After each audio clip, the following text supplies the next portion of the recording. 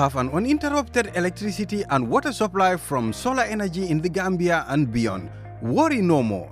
Because Solar Enterprise will provide you with the solutions at reasonable cost. We have experienced personnel who can install and advise you about your electricity and water supply with a warranty period. We have good quality solar products from North America and Europe. We provide services and sell products to individuals, organizations, institutions, private offices, communities, and government. These products are solar panels, batteries, charge controllers, inverters, water pump, water heaters, freezers, submersible pumps, and general solar accessories.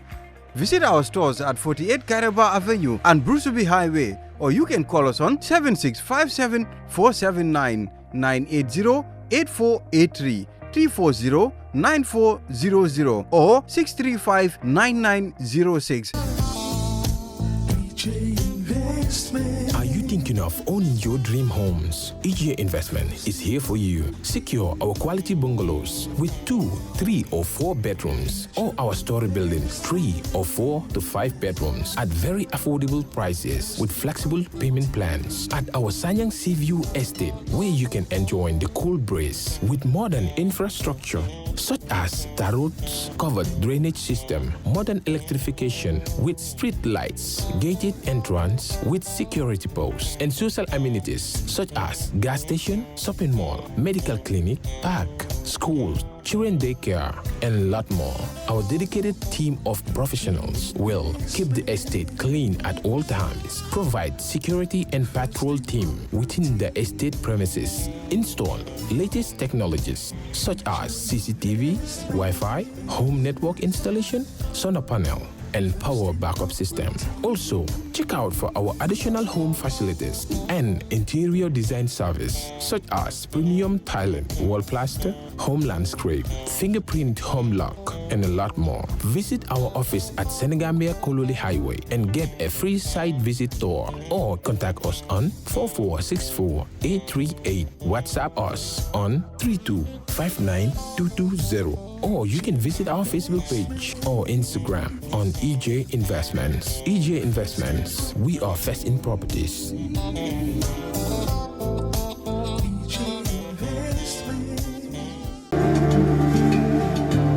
Islamic microfinance is becoming an increasingly popular mechanism for poverty alleviation, especially for developing countries around the world. This microfinance service adheres to the principles of Islam as a form of social responsibility.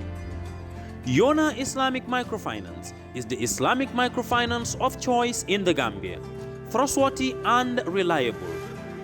At Yona Islamic Microfinance, we provide savings products, current accounts, financing products in conformity with Islam. In addition, Yona Islamic Microfinance also offers local and international remittances, takaful fund, management of zakat, management of awqaf, trading and investment, and building of strategic partnerships to bring financial services to the doorstep of the poor with donor projects, madrasas, youth organizations, women groups, and farmer organizations. Make a choice with Yona Islamic Microfinance today. For more information on Yona Islamic Microfinance, call 377-2151 or 9832-151, or visit Yona head office at Tipa Garage, Bakote, or visit any Yona branch located countrywide near you.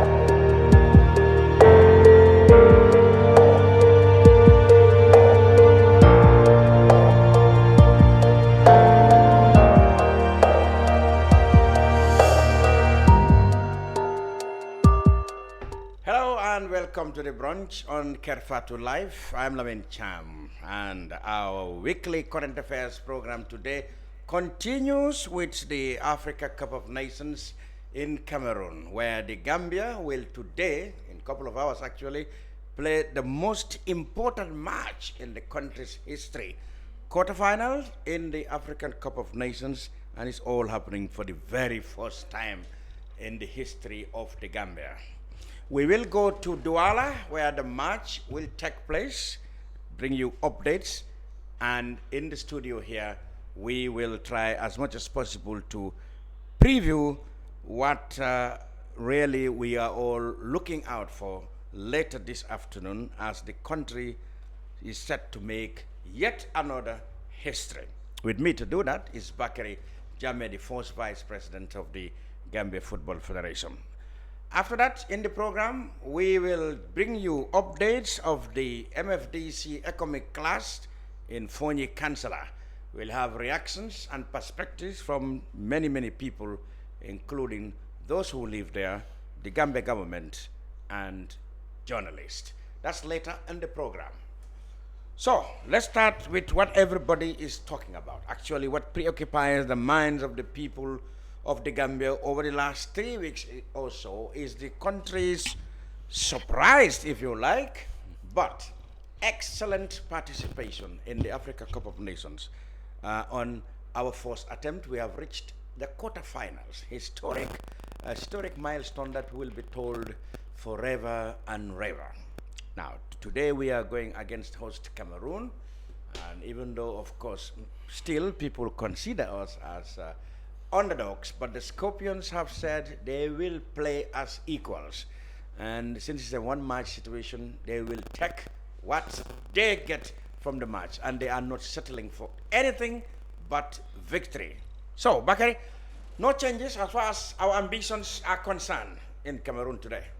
Good afternoon, Lamin, and good afternoon to your viewers. It's a pleasure to be here again today, and I hope next week we will be here. First, I must extend the apologies of my colleagues, Alaji Fai and Sang. They couldn't be here today because of some prior arrangements. I'll do my best to keep you going. Yeah. Yes, there is no changes as far as the ambition is concerned. I just want to re-echo what you just said. As a country, the Gambia, we made history. Yeah. As a federation, the Gambia Football Federation, we made history.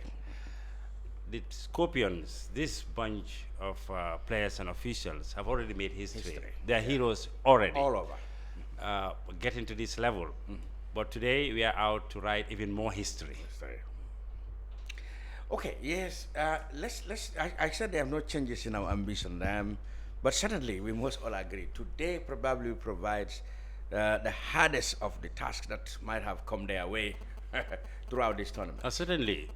This is the biggest match Gambia has ever played as a country since association football or any sort of football happened in our country. Going to the semifinals, being part of the 8 best teams in Africa at the moment, it's quite an honor for anybody in this country or well-wishers of the country to witness it. It's the most difficult match because we are playing against the host, which is Cameroon. Cameroon is just not an ordinary host. They are a footballing powerhouse in Africa. Absolutely. They've gone so far in the World Cup, in African Cup of Nations. 7 times or so. Yes. We have never been there. They won this cup 5 times, 4 times, I guess. 5. Exactly. Exactly. And they are boasting of one of the best footballers Africa or the world has produced, the Rosemilla, the Samuel Eto'os, etc. However, we have proven as a team that the history doesn't really matter. Let's remind of ourselves our FIFA rankings, which is a determinant factor. Let's look at where we're coming from the match against Djibouti in the preliminaries to today. A lot of things has actually happened. It's a difficult game. You'll be playing against Cameroon with nearly 45,000 people in the stadium. Any match official will be under some sort of pressure because when a host goes out in Africa, you know what happens to the competition. It affects the competition. So maybe a lot of neutrals would not want that to happen. Maybe many other countries would not want that to happen. However, we are in it to win it. I think we've had enough from the players. We've had enough from the coach.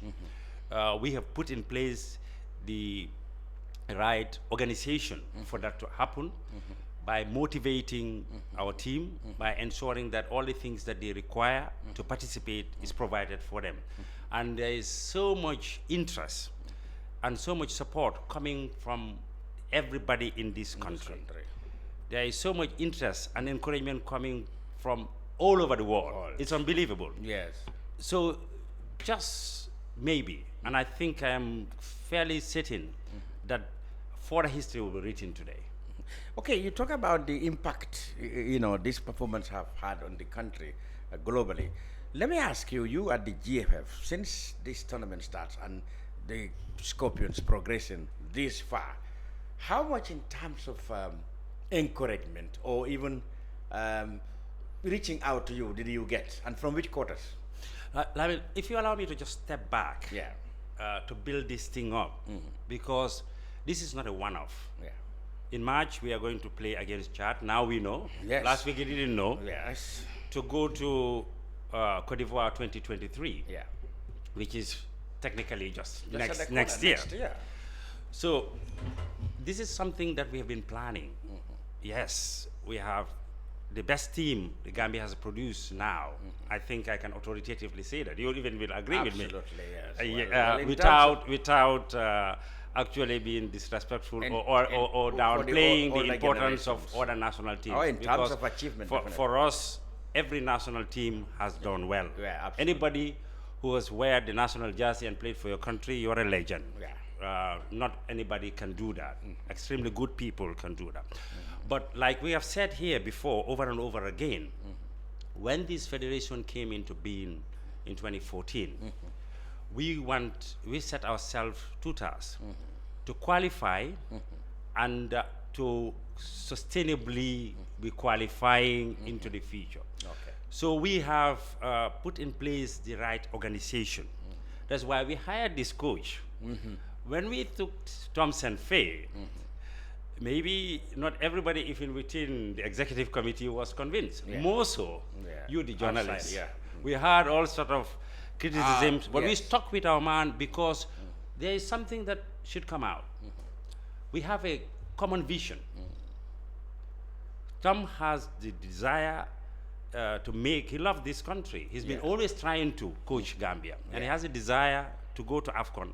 And this is what is our main strategic objective. Yeah, he had that common objective that I must qualify to. He tried with Togo and I think certain other African countries. It didn't work. Exactly. He was in Malta and other places. He certainly couldn't have. He didn't come near the achievement he had achieved with Gambia.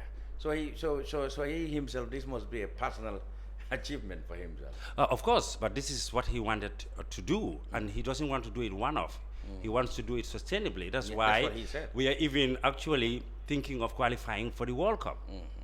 Maybe some people might think it is a far fetch, but it's possible. You can see. Well, let's scrutinize his methods. He's been criticized for, the person who may not go for beautiful football, but then his interest is, always to achieve results. He did that, but many critics said that he has to change and build an adventurous team. Well, you saw a little bit of that against Guinea, a little bit of that. But how much do you think can we continue in his style? Like the matches we won or draw, we had the least position, yet we prevailed. I mean, people have analyzed that, okay, probably Sanford's methods may not, in the long run, be in our favor. Style is important. Yes. But what do we want? Results. What is our objective? But then, I can tell you what the GFF wants. We are in a FIFA ranking that we shouldn't be. Yeah, so we should improve that ranking. And you can only do that by winning, and then winning teams that are ahead of you. We want to qualify for tournaments. How do you qualify for tournaments? You win matches to qualify for tournaments. When we are in tournaments, you want to win the trophy or go as far as possible. How do? You have to win. So basically, I mean, yes, I know. No matter how much you try, you can try better. And then the critics, everybody is entitled to your opinion. But I think he's doing the right thing by winning. I don't see that much.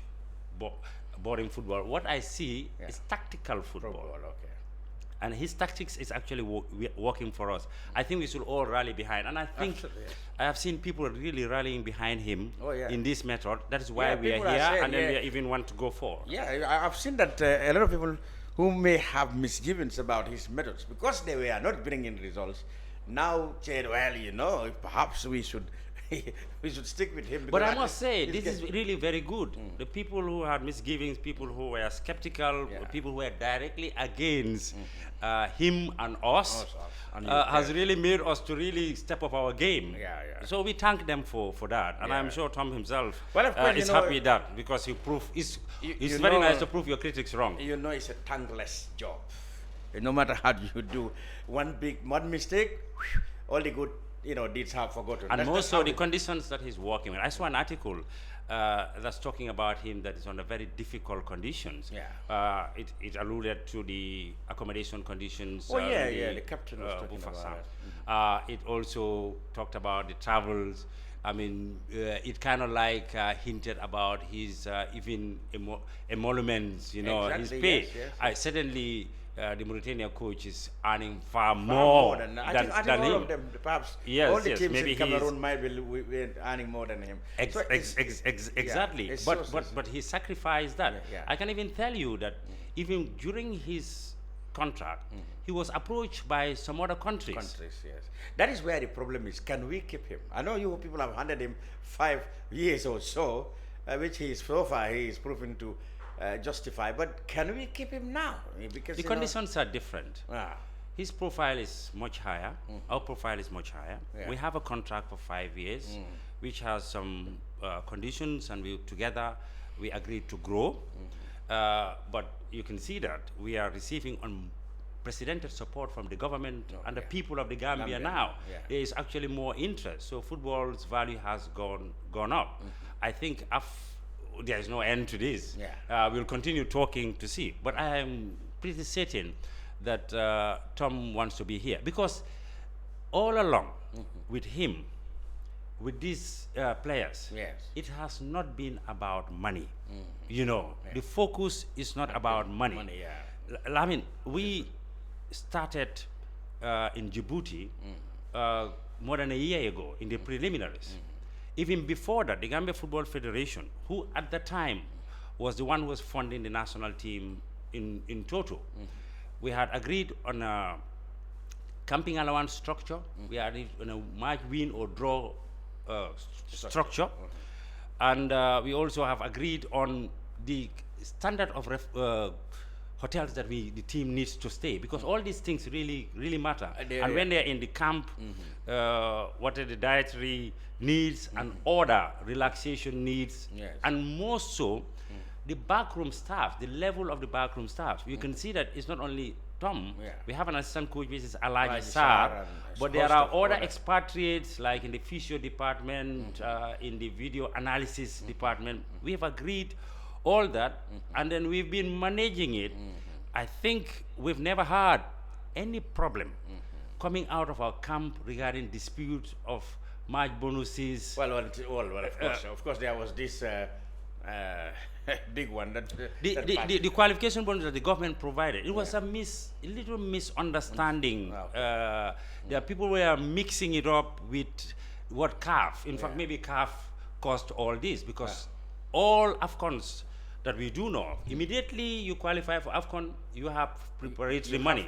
And out of that preparatory money, a percentage of it is used to actually motivate the players by giving them bonuses. And the other ones is used to prepare the teams to go. But this time round, we had a new CAF leadership, and they said they didn't have money. They are committed to the principle of providing it, but they don't even know how much is the amount. Until today, it's not announced. So people are mixing that with the government 11 million, but it is paid now, and that is history. We thank the government of the Gambia very much for that. So my point is, it's not about money. These people, I think the captain has spoken about it, other players have spoken about it. They want to make history for their country, and they have done it. We thank them for that. Okay, you talk about these administrative things, and you play down that the issue about money has never been a factor that influenced anything. Everybody was focused on getting results and achievement for the country, and then you put about the structures you put in place in terms of bonus. But then government has come in now, because this was the time when GFF was virtually funding everything. Government has come in a big way now, and I'm sure, if not the structures, but the sums involved in bonuses and stuff like that have changed. I heard that the bonuses were doubled in the latter part of the group stage towards the round of 16, and probably even to the quarterfinals. The government has come in unprecedentedly.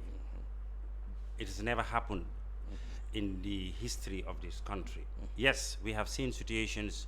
I was there. I was one of the key people under the under-17 in 2005. You know that in organizing and going to Peru. I was in Peru, and I was there when players were given 1 million by the former president.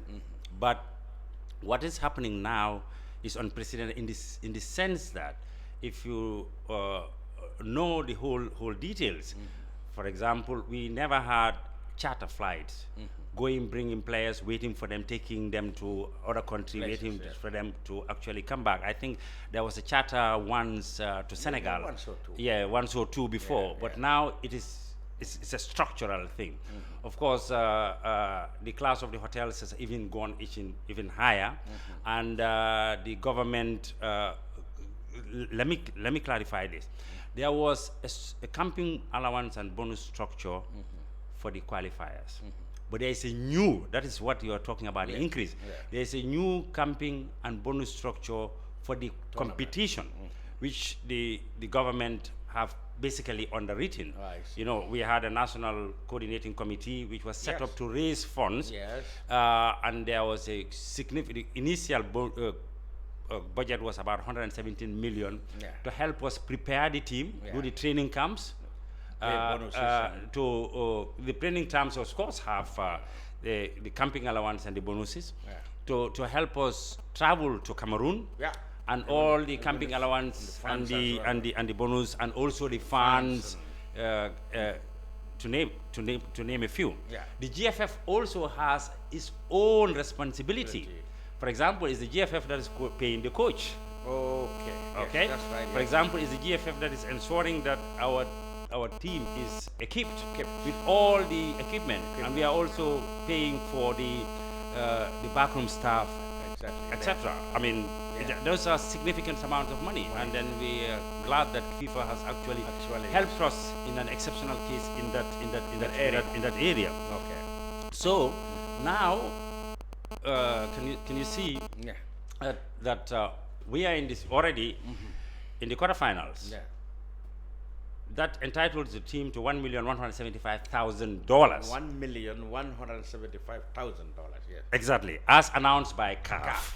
Now, many people would like to know exactly how and when do you get this money? Is it is the money already in the pockets of your delegation in Cameroon, or these are arranged? This could be paid maybe a month or two after the tournament. I don't know exactly when it will be paid, but certainly it's not paid yet. Yes. What CAF will pay it to the federation. Yes. And as you can see, the president of the federation have actually committed some of that money already. $10,000 for the players and the match officials if they win and they won. So they're entitled to 10. And this amount is going to, if we win this match today, we'll have 2.2 and certainly I'm sure very soon you will see that the GFF and the delegation there will make another announcement which is going to actually increase on the 10 million. So they've already banked $10,000. Many people have started. Sorry, money should not distract us. Saying, how are you going to spend this money? This money should be totally meant entirely for the players, because it's prize money. So the GFF or the government should not expect a penny from this. Is that feasible or valid? No, actually. Is that a valid? Those many people don't decide. Yeah, but then it's prize money. Yes. Yes. So it should be shared equally, or perhaps in some other way between the players and the. Lamin, there are costs to win the prize. Yes. You have to mitigate that cost. Yeah. Football is an ongoing process. We are going to go in March to start a whole new process, chartering aircraft. So we need to keep part of this money for that. Certainly. I mean, in fact, that is why we have had a structure of how to expense the monies that we have, and our members do know that. And then there's an arrangement already with the team. The Gambia Football Federation and the Gambia, the Scorpions, of course, and our line ministry are very clear what we do, and then we do not envisage. And then, so please, I don't think the journalists should encourage that sort of thing. So it's not about money. That is the secondary part. What is it about? It's national pride. Every newspaper in the world is talking about the Gambia. Every radio. I saw the coach talking about her 5-year-old daughter in their school talking about Gambia. Yes, that's true. Today, my daughter was also in university in Cyprus. Yes, they are doing a program about Gambia. So we do know. So maybe our country brand awareness has just gone off the roof. Yeah. But more importantly, we are talking about football. You know, I'm a club man coming from Real de Banjul. Yes. We have unprecedented number of inquiries from scouts all over the world wanting to come and see our players. So this is going to accord many young men and women the opportunity to better their lives. Yeah, that is what. Like I promised, we will be going to Douala, because our people now are in Douala. I mean, having now. Well, of course, I think we were expecting we would have gone to the Olympic Stadium, but given what happened now, CAF has decided no matches will happen there. Now we will be in Douala. Today, I'm hoping we'll get in touch with Douala, but the line is not. So now, today, in Douala, a make or break for the Gambia. Many people have said, even at this stage, well, I don't want to dampen our spirit or perhaps reduce our ambition, but many people have already said, well, even if we are, God forbid, we are to lose, we have already achieved enough to go home as heroes. Gambia cannot be broken. It will not be a break. Yeah. Certainly. Yes. Yes. There's always football. There's a possibility that we will not proceed further to the semi-finals. God forbid. That's a possibility. But it's actually football. You either win or lose or draw. Yeah. But like I said at the beginning, we've already made history, and we believe that we can make further history today. We believe in our team. Absolutely. There now, the countdown has started for the game. It's going to kick off in about 4 o'clock. Yeah, in about 3 hours. A little over 3 hours. A little over 3 hours time now.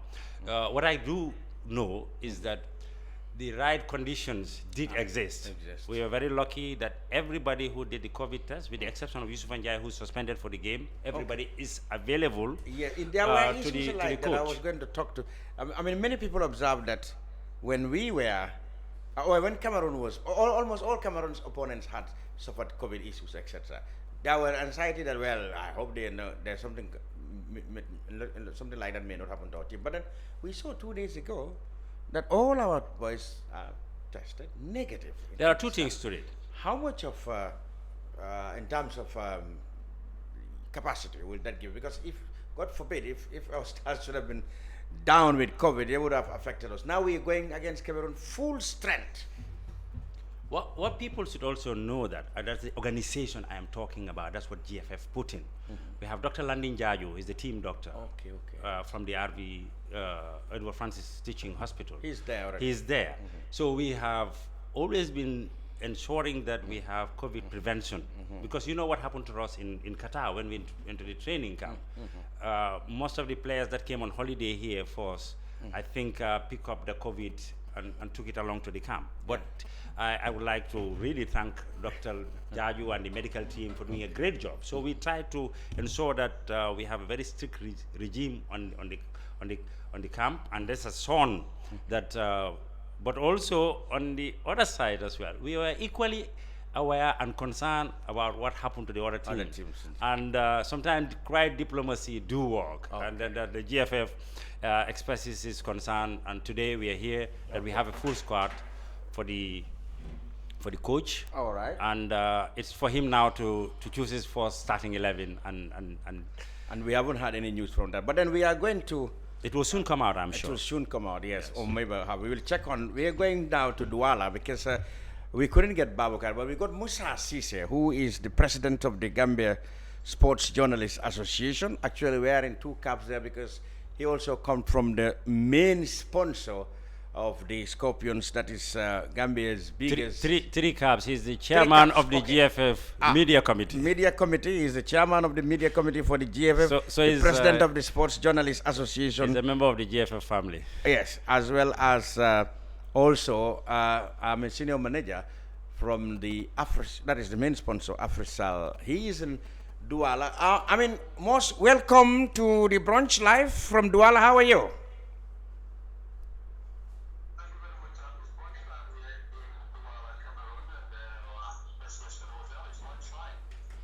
Good. Now, we are all eagerly awaiting, of course, because, in a couple of hours' time, this nation here is coming to a standstill. I can tell you that for free. Okay? But then, how is the mood among the boys and, all of you there in Cameroon? The mood, Cham, is absolutely wonderful. The spirit is absolutely on high, and you cannot tell that if these boys game of their life in the next couple of hours. They are all sitting around their lunch table, having a good chat, enjoying a very heavily done pasta that is energizing, that's just going to give them more energy to be able to do the job tonight for us. It is absolutely relaxing, but the urgency of the game is also getting to them. They know it. We've talked about this thing many a time. The coaches' words have been going around. It looks like the song right now. So it is just a wonderful feeling. It's just a wonderful feeling, Cham, from this end. Any team news yet about his 11 today or his lineup today, or not yet out? Not yet out. After lunch here, we're going straight into the tactical when the coach will name his squad his team for this game later on today. So from lunch here, the entire team and the technical will move into the meeting room where it will be unveiled for the first time when the media and the public will be able to discover who is going to play this all-important game for Mother Gambia this afternoon in the Japoma Stadium against the entire Cameroonian nation of 30 million and counting. The stadium we predicted is going to be jam-packed. It's a 40,000 capacity stadium, so you can imagine the feel. Even the hotel in which we are at the moment is overwhelmed with supporters, Cameroonian supporters, and can you imagine it's a sea of people that we expect to be really filling the Japoma Stadium. Getting to there is even a problem as we speak. Now, this of course means that this is perhaps the most difficult game the Gambia may have ever encountered. But then, our boys are used to playing in front of hostile crowds. Okay, this may be Cameroon, but they've been around, countries across the continent playing, against teams with big crowds. I cannot see in any way that, the boys will be intimidated. No, intimidation is out of it. You don't really feel it, you don't really know it. But in the world of football, pundits, critics and the like, and even fans tend to really some of these things tend to get to them more than even the players. But the players, and the likes of Omar Cody and others who have been playing in the topmost leagues in Europe, the crowd is not a thing. The opponents equally the same because they know each other. But what is even yesterday during the pre-match press conference at the Boma Stadium, a Cameroonian journalist had the audacity to really confront the coach and ask him, do you really understand that you are playing Cameroon? Do you know Cameroon? Stressing that Cameroon is that, they're super, human of all football. With all due respect, the coach, I know very well Cameroon, they go world favorites, they can do this, they can do that, but it is football. Forget about all the statistics that may come out of Cameroon's build-up to this game against the Gambia. They played less opponents, compared to Gambia. And in their last game against Comoros Island, they played a 9-man team with a known goalkeeper standing in goal, and Cameroon couldn't do much. So these are some of the things that, sometimes are worth looking into. For the coach, the only thing that matters to him is the final statistics, which is the goal line. It doesn't matter about possession, fouls, shots on target, and so on. What matters is who wins at the end of that 90 minutes. And that's what's going to make the difference between the Gambia and Cameroon, according to Coach Gamcel. Yes, he said so. We were discussing this, me and Bakary in the studio, that, okay, a lot of critics or maybe analysts around the world said, okay, he is the one who is not interested in beautiful football, but he is interested in results and he keep getting them. And they are wondering how much longer do you think he can survive with his tactic in winning games? How do you feel about it? But that is what he is paid to do, Cham. That is what he is paid to do, to come with the best tactics to counter or even proffer against his opponents. And so far so good, it is working. And it is also mentioned that, probably they might think that his tactics might be, because we have to have game plans. So he said probably if we go into the game and the Cameroonians discover our first game plan, we may even start with plan B. So which is also going to be something else. So, but this is his job. This is what he is paid to do. So far, it's working for us. So there's nothing wrong in sticking to what works for us as a country. The result is what matters. He's going for the results. The team are playing according to his instructions, and they are getting the results out. So we are very fortunate. We're very fortunate to be where we are today, Sam. How has work been for journalists? Let's take to your other cap now. How are journalists, maybe even ours and, our colleagues from the other part of the world doing in terms of all the restrictions and perhaps or other difficulties we think media may face in terms of logistics, etc., etc.? That's a good one, Cham, because you would also understand that we're in Cameroon, a country that is being besieged with separatists fighting Anglophone separatists and trying to fight in the Limbe Boy area, where Gambia found themselves as we came into this tournament. It is something that we never knew. This is a tournament where we all learning from. And we and the members of our group were not very fortunate to find ourselves in that part of Cameroon. So there was a huge restriction in terms of mobility. The team's mobility was highly restricted. No member of the team can leave your hotel even to venture, even to walk around, because the security surrounding you was so heavy. Wherever you leave for training or command, you have armored cars trying to track you, helicopters hovering over your head. Training is just like a military camp where you are heavily guarded. So that is one thing that we also have to contend ourselves with. When the tournament is played under COVID, that really affects every one of us. And so, even by CAF regulations, which we find very one thing that CAF was even forcing people to spend, players to share rooms. And if one of those players happen to get COVID or to be COVID positive, the roommate cannot play. So you are easily disqualified. So there's a problem for teams and countries coming into this tournament. Where we're in Basufam also, we had a series of food poisoning that really affected the team. And more importantly, in our final game against Tunisia or Guinea, when 3 members of the team that were supposed to start had to be pulled out last minute at the stadium, just after warming up in Equatorial.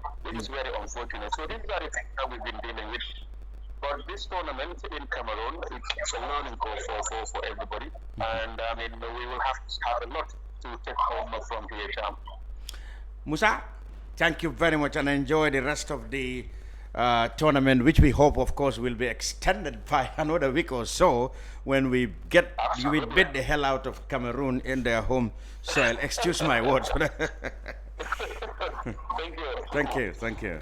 Musa Sise is the president of the Sports Journalists Association, and he is also there as head of the committee for media of the GFF, and also a senior manager from Africell, the main sponsor of the Scorpions program in this AFCON. Well, interesting and quite encouraging words from him.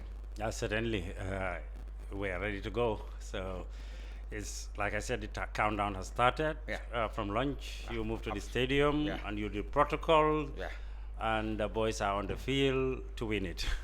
Okay, Bakary, we will have to part ways with you, but we hope we will, because I know and I've been told that you used to join celebrations in Westfield. What are you planning today? I hope to go back to Westfield today again. This is history being written all over. it's an honor. Yeah. We thank Allah that we are part of that history.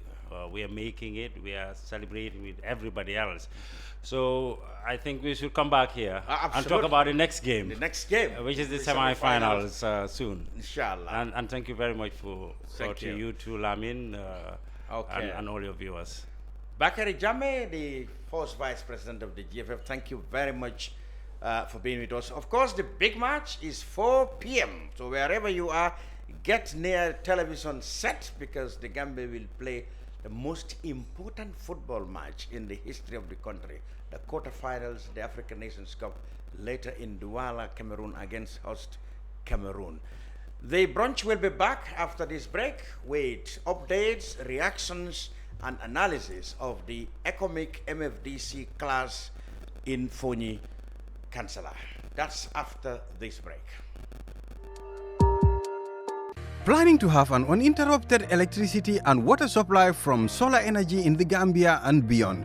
Worry no more, because Solar Enterprise will provide you with the solutions at reasonable cost.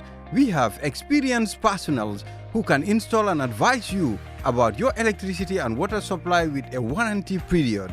We have good quality solar products from North America and Europe. We provide services and sell products to individuals, organizations, institutions, private offices, communities, and government. These products are solar panels, batteries, charge controllers, inverters, water pump, water heaters, freezers, submersible pumps, and general solar accessories. Visit our stores at 48 Karaba Avenue and Brusubi Highway, or you can call us on 7657 479 980-8483, 340-9400, or 635-9906. Are you thinking of owning your dream homes? EJ Investment is here for you. Secure our quality bungalows with 2, 3, or 4 bedrooms, or our story buildings, 3 or 4 to 5 bedrooms at very affordable prices with flexible payment plans at our Sanyang Seaview Estate, where you can enjoy the cool breeze with modern infrastructure such as tar roads, covered drainage system, modern electrification with street lights, gated entrance with security posts, and social amenities such as gas station, shopping mall, medical clinic, park, schools, children daycare, and a lot more. Our dedicated team of professionals will keep the estate clean at all times, provide security and patrol team within the estate premises, install latest technologies such as CCTV, Wi-Fi, home network installation, solar panel, and power backup system. Also, check out for our additional home facilities and interior design service such as premium tiling, wall plaster, home landscape, fingerprint home lock, and a lot more. Visit our office at Senegambia Kololi Highway and get a free site visit tour, or contact us on 4464838. WhatsApp us on 3259220. Or you can visit our Facebook page or Instagram on EJ Investments. EJ Investments, we are first in properties.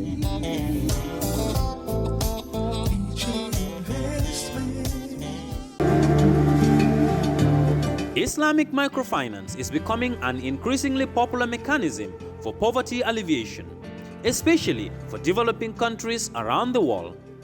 This microfinance service adheres to the principles of Islam as a form of social responsibility.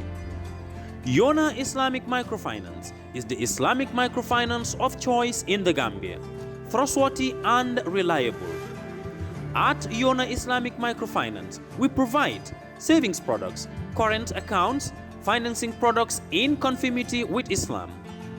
In addition, Yona Islamic Microfinance also offers local and international remittances, takaful fund, management of zakat, management of awqaf, trading and investment, and building of strategic partnerships to bring financial services to the doorstep of the poor with donor projects, madrasas, youth organizations, women groups, and farmer organizations.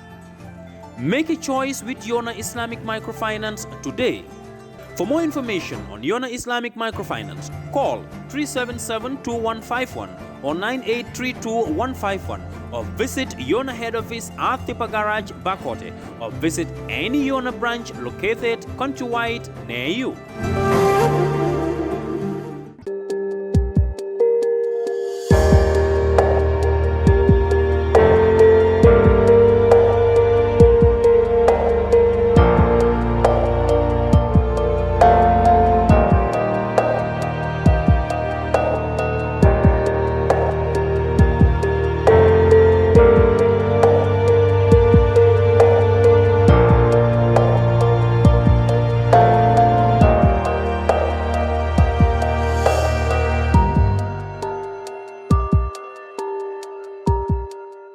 Planning to have an uninterrupted Gamcel data now even better. Enjoy 20% extra data on all Gamcel data bundles. Buy 20 megabytes and get extra 4 megabytes. Buy 50 megabytes and get extra 10 megabytes. Buy 100 megabytes and get extra 20 megabytes. Any amount of Gamcel data bundle you buy, you will receive 20% extra data for free. Dial *302 data amount hash or go to your Yaiborom menu and choose your data bundle now. Gamcel data, it's fast, lasts longer and very reliable. Gamcel Yaiborom.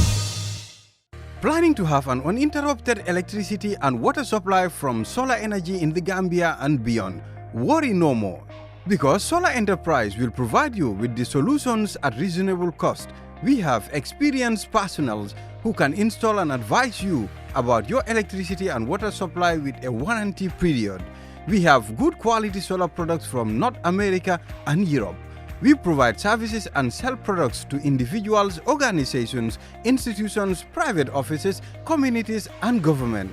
These products are solar panels, batteries, charge controllers, inverters, water pump, water heaters, freezers, submersible pumps, and general solar accessories.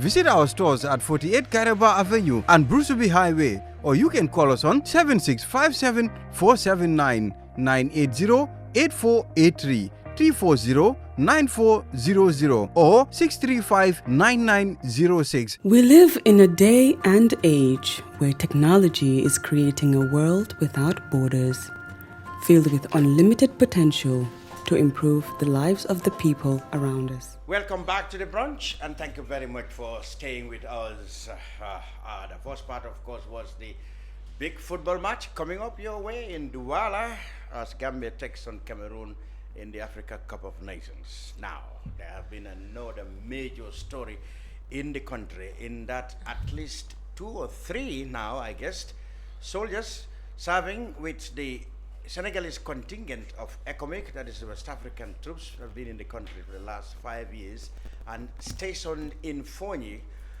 were involved in a clash with separatist guerrilla movements in Casamas, the MFDC, over allegedly and of course some trespassing by the soldiers into the territory of Casamas. There have been clashes and casualties confirmed on both sides. Now, the incident has left so many people from that area in great distress, to say the least. And with me in the studio to discuss that are prominent people from Foni, and I also have a political analyst and our own Buba Gajiko from the house who visited Foni. Let me start with you, Buba. You went to Foni to look at the situation and talk to the people who have been affected. Let me ask you first, before we go into those videos, Yeah. how was the place like when you arrived there? Because all the last 5 days or so, we have been hearing that there's a lot of tension, confusion, and even insecurity, that some places are not even safe to visit. Yeah. What did you find on the ground? Thank you very much, Mr. Cham, and thank you for inviting me on the brunch program today. Actually, I went to Foni Kampanti, that is the actual village. It is part of the villages where, of course, these gunshots of happened in Foni. Kampanti is part of them, Kappa is part of them, which is inside, is of the road, and also Balen is also part of them. but we stopped at Kampanti because we were warned not to go inside. That inside most of the rebels are occupying those villages. But what we found there is the villages that are inside. Most of the people are most of the people transferred to Kampanti. Kampanti is on the highway because so they think the villages in the borderline. Most of the residents they have now come. They have now come, and the belief is the rebels have occupied their villages. You mean they control the the villages, and the fear is they have to transfer their families so that they can be safe. So most of them, what they did is they come with their families to Kampanti, and then they transfer the families to Kombosia. Now the landlords or the compound heads will stay at Kampanti, because you cannot just transfer the whole of your family at a compound. This is some of the things that they do. But then actually they are living in fear right now, because even in Kampanti village, you don't see a lot of people outside. The people that you see are men and also small boys. Some young boys, because they are not going to school. Also, the children are not going to school. They also give me that complaint that their teachers also left because they are afraid after the clash between the MFDC rebels and the Senegalese army. So what they did is they left the school. Now they are not going to school since last Monday until the time that we left there.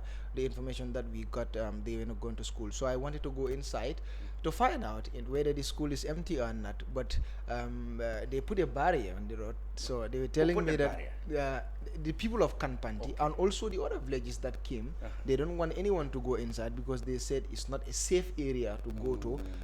For them, the rebels are there, and then they are controlling some of the villages inside. Do you have a feeling that, my feeling is that the rebels, the Senegalese troops trespassed into the rebel bases in Casamance. The rebels came out, chased them back.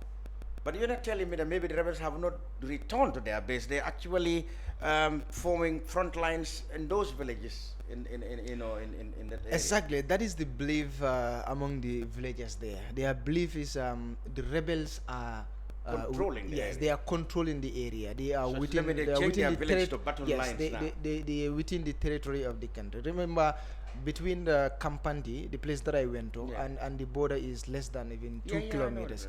So there is a boost between them. The villages are not far from each other, from Kapa then to Berlin. So what they are saying is the rebels are inside the boost there, and then that is the reason why they came, and they leave their villages there. But then but most of the people that are from Berlin, most of the people that are from Kapa and also Kampanti are living now in Kampanti. They are saying that they are not going back to those villages until they are safe.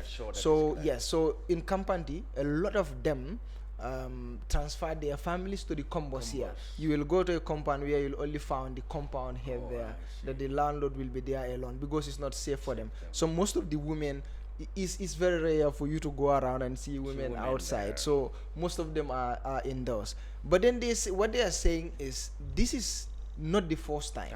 This is just an incident that went viral and many people are aware. But for them, they said what the Senegalese soldiers are doing in Foni is something that they have been complaining a long time, because they said even they see a truck that is loaded with these logs or even a charcoal, they will fire live bullets. This is the complaint that they give. Yes, so if they refuse to stop, they will fire live. So sometimes when they are firing, they will have their children around, which is not actually very safe. So their demand is to withdraw these soldiers from there. They don't have any problem in having the Gambian soldiers there, but what they are saying is they don't want the Senegalese forces in Foni right now. This is the complaint that they're having there. Yeah, I understand you talked to me. We'll come to that. Okay, we also have Aliou Jiba. He is social scientist at the University of the Gambia, and he is a member of Foni community, actually come from Dobo to be exact. What have you been hearing? Did you have any opportunity yourself to go to the area? Thank you, Lamin, and thank you, Buba, for the invitation. It is a pleasure to be here once again. How far is Dobo from that area? Yeah, Dobong is not very far from Kampanti. I cannot exactly estimate the actual kilometers. But I guess you know the area very well. yes, I know the area. I know Dobong. I've been visiting Dobong and then Kampanti. From your sources, what exactly happened? Well, I've been talking to people and I've been following the interview.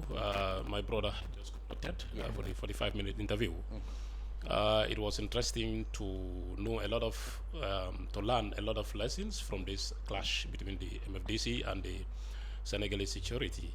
So for me, the issue is why the Senegalese are stationed in Foni. Is Foni the only center or place bordering with Casamas? That's the question we have to ask. Is Foni the only place bordering with Casamas? Okay. Question one. And I want answers from here because we are going to provide recommendations for the government, for the authorities. Yes. Number two, people are saying these Senegalese security men, they are security officials rather, they are not part of Ecomig. I have been hearing about this. Yes, that's because true. We'll talking to get people. perspective to that, yes. So how did this thing came about? And then if they are not part of Ecomig, why are they brought? And then under which agreement and based on which mutual benefit? This is what we should, the question we should put forth. Yeah, we will before we discuss about it, because this is very central for people to have a pre-knowledge about why these people are occupying those places. And I have heard from these people, from the horse's mouth, that these people are suffering. You know, they don't want these people anywhere. I've also spoken to so many people, even in the street. If you meet Gambians, do you like Ecomig to stay here? They will tell you, no, we don't want them. There have been surveys where it has been established that yes, a majority of Gambians said we no longer need. I mean, Yeah, because Ecomig, where they are based, they will have easy access to customers. Okay, we will discuss exactly. that. So what did you hear exactly happened? Well, what I heard is what has been reported. Particularly, I have spoken to some members of the community there, and also, as I mentioned, I've watched the interview by Buba Gajigo. Yeah. So what has happened is, according to the information gathered, it was this timber business that was going on, and these people, when they had the information, you know, they called their guys that the Senegalese soldiers are waiting for you at this point. So they returned. They just made a U-turn and they were running. So the other one, I don't know if the first truck, whether they were able to catch that one, but the other one went through the forest. And then it passed the border, and then it entered in the rebel base. You know, these people are enemies. Absolutely. If your enemy comes to your place and you are hearing fire, they are firing bullets, live bullets, what do you expect? It's random, and there's chaos. They will, of course, stand by. And these are security men. They don't. These rebels also sometimes they don't need to find out, investigate what is happening. Oh, why these people are firing? When the moment they saw these uniform men, of course they have to react immediately because these are enemies coming to our territory. And why Senegalese don't know that this is where the customers border? That's what it appeared they didn't know the boundary. Well, they have been there for how many years? Or do they know, but they still wanted to chase the truck? Well, that need to be. We need to find out that. Why did they cross the border? And knowing that rebels can come anytime and ambush us, particularly if you are in a vehicle, you will not be in a better place to station yourself and then fire back. You can just hear some bullets, coming randomly, without positioning yourself. You are sitting in a car, and then you can be seriously harmed, and that's what happened to them. And the effects, as Buba has been finding out, what did they tell you about the people who are affected, number of people, and how they are affected by this incident? Well, psychologically they are affected.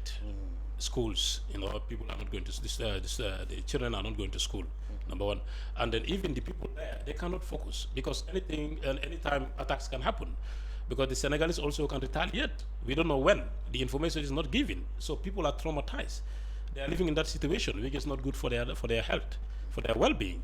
So therefore, everybody is in panic, and some have already sent their families to the Combos. And Foni is Combo, and Combo is Foni. And Foni is Jara and Tiang and Soma. So if Foni has a problem, of course. The whole country. So I would just want to add this. They mentioned this, and I think it's very, very important for government to actually come to their aid, right? Most of these people around this area are involved in farming, but the complaint is now they are finding it even very difficult to feed their families after this problem, because we are not in the rainy season now. So after rainy season, what they do is gardening.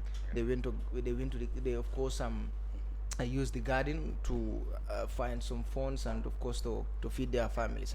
But now they are no more using these gardens because of the fear that they are having. So they bring their families to this place, Kampanti, others are in Combos. It's just like joining a family to another family. And that's of course the difficulties will increase, but then there is no food that you can give them because you are not working. That's another problem that they've mentioned. Well, we haven't had those issues. I mean, the problem that has really bothered people was it took 3 or 4 days before the Gambia government actually reacted. Yes. And that is what I'm going to read for you, what the government said. They said, following the tragic and unfortunate encounter between Senegalese Ecomig soldiers and separatist forces along the Gambia's southern border with Senegal on Monday, President Barrow wishes to express his profound sense of grief to the Ecomig Command, the ECOWAS community, and the bereaved families of the 2 fallen Ecomig soldiers. President Barrow prays that Allah, in His infinite mercy, accord the fallen soldiers a special place in heaven and heals their 9 injured comrades. He commiserates with the bereaved families as they go through a very difficult period, mourning the tragic loss of their ones. Now, given their loved ones, given the urgency of the situation, Barrow has immediately constituted a presidential task force to thoroughly investigate the incident.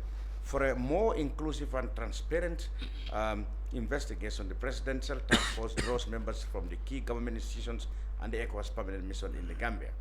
Equally, President Barrow sympathized with the people of Foni, particularly Foni Councillor, for the disruption of their daily activities and the fear and anxiety caused by the skirmishes, forcing some villages to flee for safety.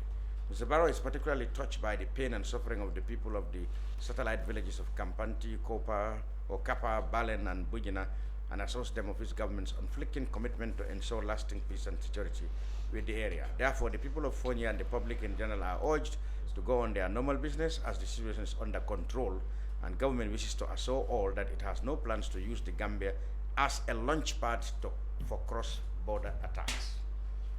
Now, in this press release, the president or the government empathized with bereaved families of Ecomig soldiers.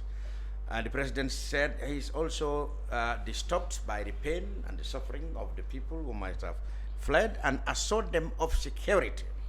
And then the Gambia will not be used as a launch pad for cross-border attacks. Esanjai, a political science lecturer, has joined us on this same issue. Esa, welcome. Let me start right away with you, asking you, what do you understand from the press release? Is this enough to show and reflect that the Gambia government is deeply concerned with all the aspects of this incident? Well, thank you very much, Lamin. I think, the press release was not a surprise. It was done because the government needed to do it, in the sense that, when this incident happened, we did not hear much from the government. We had the Senegalese authorities or the Senegalese government, made a statement. And of course, the pressure on social media and all over saying what is the stance or the position of the Gambia government towards this issue was what led to this press release. Obviously, they were just responding to the situation, to the concern raised by people. So, as usual, what we saw was that a task force committee will be set up. We've had this incident. This is not the first time we've had, incident between economic forces and, people of Foni specifically. We've had it in the case of Haruna Jata and others also. And then what the government will do is to set up a committee, an investigation to investigate. At the end of the day, nothing comes out of it. And so it's not a surprise that the press release is telling us that there'll be a task force committee to investigate this matter. That is what this country, specifically this government, is known for. Investigation, and nothing comes out of it. But then, looking at the whole situation in Foni, we have to understand that Ecomig came here for a purpose. And this was in response to the UN Security Council Resolution 2337 on January 19, passed on January 19, 2017, under the name Operation Restore Democracy, when ECOWAS felt there was the need for them to make sure that there was a peaceful transition of power from Yahya Jammeh to Adama Barrow. And of course, the UN Security Council, if you look at it, specifically tasked ECOWAS to look at all peaceful means of transition, not to use force. Before using force, let them use all, exhaust all remedies, peaceful remedies to make sure that they address the problem. And that was what ECOWAS did specifically. There was the threat of force, but not active force. And that was what led to Ecomic's, forces being in this country. Yeah. Now, at some point in the transition, I was baffled by the fact that we've had these people trying to draw a distinction between Ecomic forces and Senegalese forces. And I don't seem to understand this. Senegalese forces, for me, are part of the Ecomic forces. Senegal is part of ECOWAS. There shouldn't be any distinction between Senegalese forces and Ecomic forces. Senegal would not have been here if ECOWAS was not ready to intervene in the Gambia. Senegal would not have come like that. Okay, let's try to simplify this a little bit. Okay, Mr. Giba mentioned it. Okay, we have been told that Senegal and the Gambia have a long-standing defense agreement. Yes. All right. Under the agreement, the Gambia or Senegal can deploy forces to each other's country. Although many people have asked that all the time it is Senegalese forces that are on Gambian soil than the other way around. Yes. Now, we have had, even President Barrow, at one time on arrival at the airport, he was asked about the expiry of the mandate of ECOWAS, and he had said at the time that even if the mandate has been expired, there's an agreement under which he can get Senegalese soldiers to come into the Gambia. Okay, in the period leading up to the elections, there was, rumors, which they in fact blame on opposition elements, saying that Senegal is sending soldiers to Gambia purposely for the purpose of election. The government has dismissed that this is just part of the economic contingent which is changing from one to the other. That was what was happening. Now, as far as we know, this incident involved soldiers of the Senegalese contingent under Ecomig. That is what President Macky Sall said, that's what the Senegalese army said, and that's what Ecomig themselves said, because when they confirmed that there have been fatalities. So this incident now, as far as we know, involved the Ecomig contingent of the Senegalese forces. Exactly. So whether there exist soldiers in this country from Senegal who are not part of Ecomig, it's the Gambia government that can tell us that. Exactly, and that's what I'm telling you. You see, the defense agreement that you're talking about, this all started since the Confederation, the Senegambia Confederation of 1982, or even before that. There was this mutual defense pact, but it gained momentum after the Senegambia Confederation was signed. But then, just like I said, for me, we cannot draw that clear distinction between the Senegalese forces and Ecomic forces in the Gambia as far as this, specifically this problem is concerned. Now, what happened in Foni, you see, we have to understand one thing. Geopolitically, Senegal has an interest in the Gambia. The Casamance conflict has been going on since 1982. And Senegal knows very well that geographically, Senegal cannot access the rebels without passing through the Gambia. Because the Gambia borders the Casamance region where this conflict is. Okay? They either access these rebels through the Gambian border or access them through Guinea-Bissau border. But Gambia is closer to them proximity-wise. So they use the Gambia. Meaning, when there was to be economic intervention in the Gambia, and Senegalese were also interested in coming, Senegal was not only interested in making sure that there was a peaceful transition of power in the Gambia, but they were more interested also, they had a motive, that is to make sure that they fight their cause in the Casamance region. Okay, knowing that the Gambia is proximity-wise, the Gambia is closer to Casamance, they can use the Gambia. And looking at some of these active incidents that happen, for instance, when they pursue or chase these timber dealers, I see this as a provocative strategy from the Senegalese forces. Now, you are in the Gambian territory on a mission to stabilize the country, peace and all that not, but then you provoke these people when they get into Casamance, then you start fighting with them. Because when they get into Casamance, they know very well that the rebels will retaliate. And when they retaliate, then Senegal will be able to have a strong position in Gambian territory to fight them, because it will be difficult for them to be in Senegal, in Dakar for instance, and fight these people. In the northern side of the country and fight these people. They can only strategically fight them when they're on the southern side of the country. And looking at timber itself, because this is what we call the economics of the war economics in the Casamance region. Because if you look at it, the reason why Senegalese forces will go after these timber dealers is that they know timber trade is one of the source of income for the rebels. And in order to starve them economically, you make sure that you deny those people that are getting timber from Casamas, you stop them, confiscate their timbers, and so that these people can starve. And when that happens, meaning you can easily defeat them. But the rebels will not also allow that. The MFDC will not also allow that, because they know very well that if Senegalese are able to confiscate the timber or stop the timber trading or dealing around that end, then they will also suffer. So Senegal is using that as a strategy to starve these people economically and then get their way to fight. So that is why, for me, in fact, when timber dealers came into the Gambian territory, it is not the responsibility of Senegalese forces to chase them out of the country. This should be the Gambian security, because these are, even though Senegalese forces are part of the Ecomig contingent, are here to stabilize the country.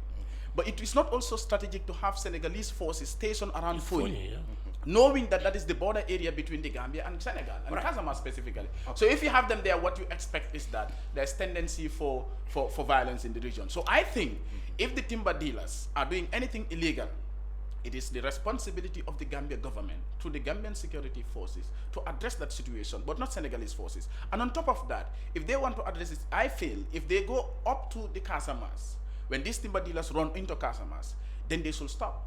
But they cannot go up to Casamas and you follow them again and you start firing. What do you expect? You expect the MFDC to also retaliate? Right. I think it's a thanks for that. All right, Mr. Jiba and Buba, you see, Esther has brought us to the fundamentals. That is the beginning of the whole story. Senegal was among West African nations who contributed troops to come and protect the new Gambian government and to ensure that there is security within the transition. And they have the highest number. We all know, of course, we must not forget what brought them here. Now, to be fair, without Ecomig, it would have been very difficult. It would have been very difficult to get Jammeh back. Yes. We all agree with that. Yeah. Okay.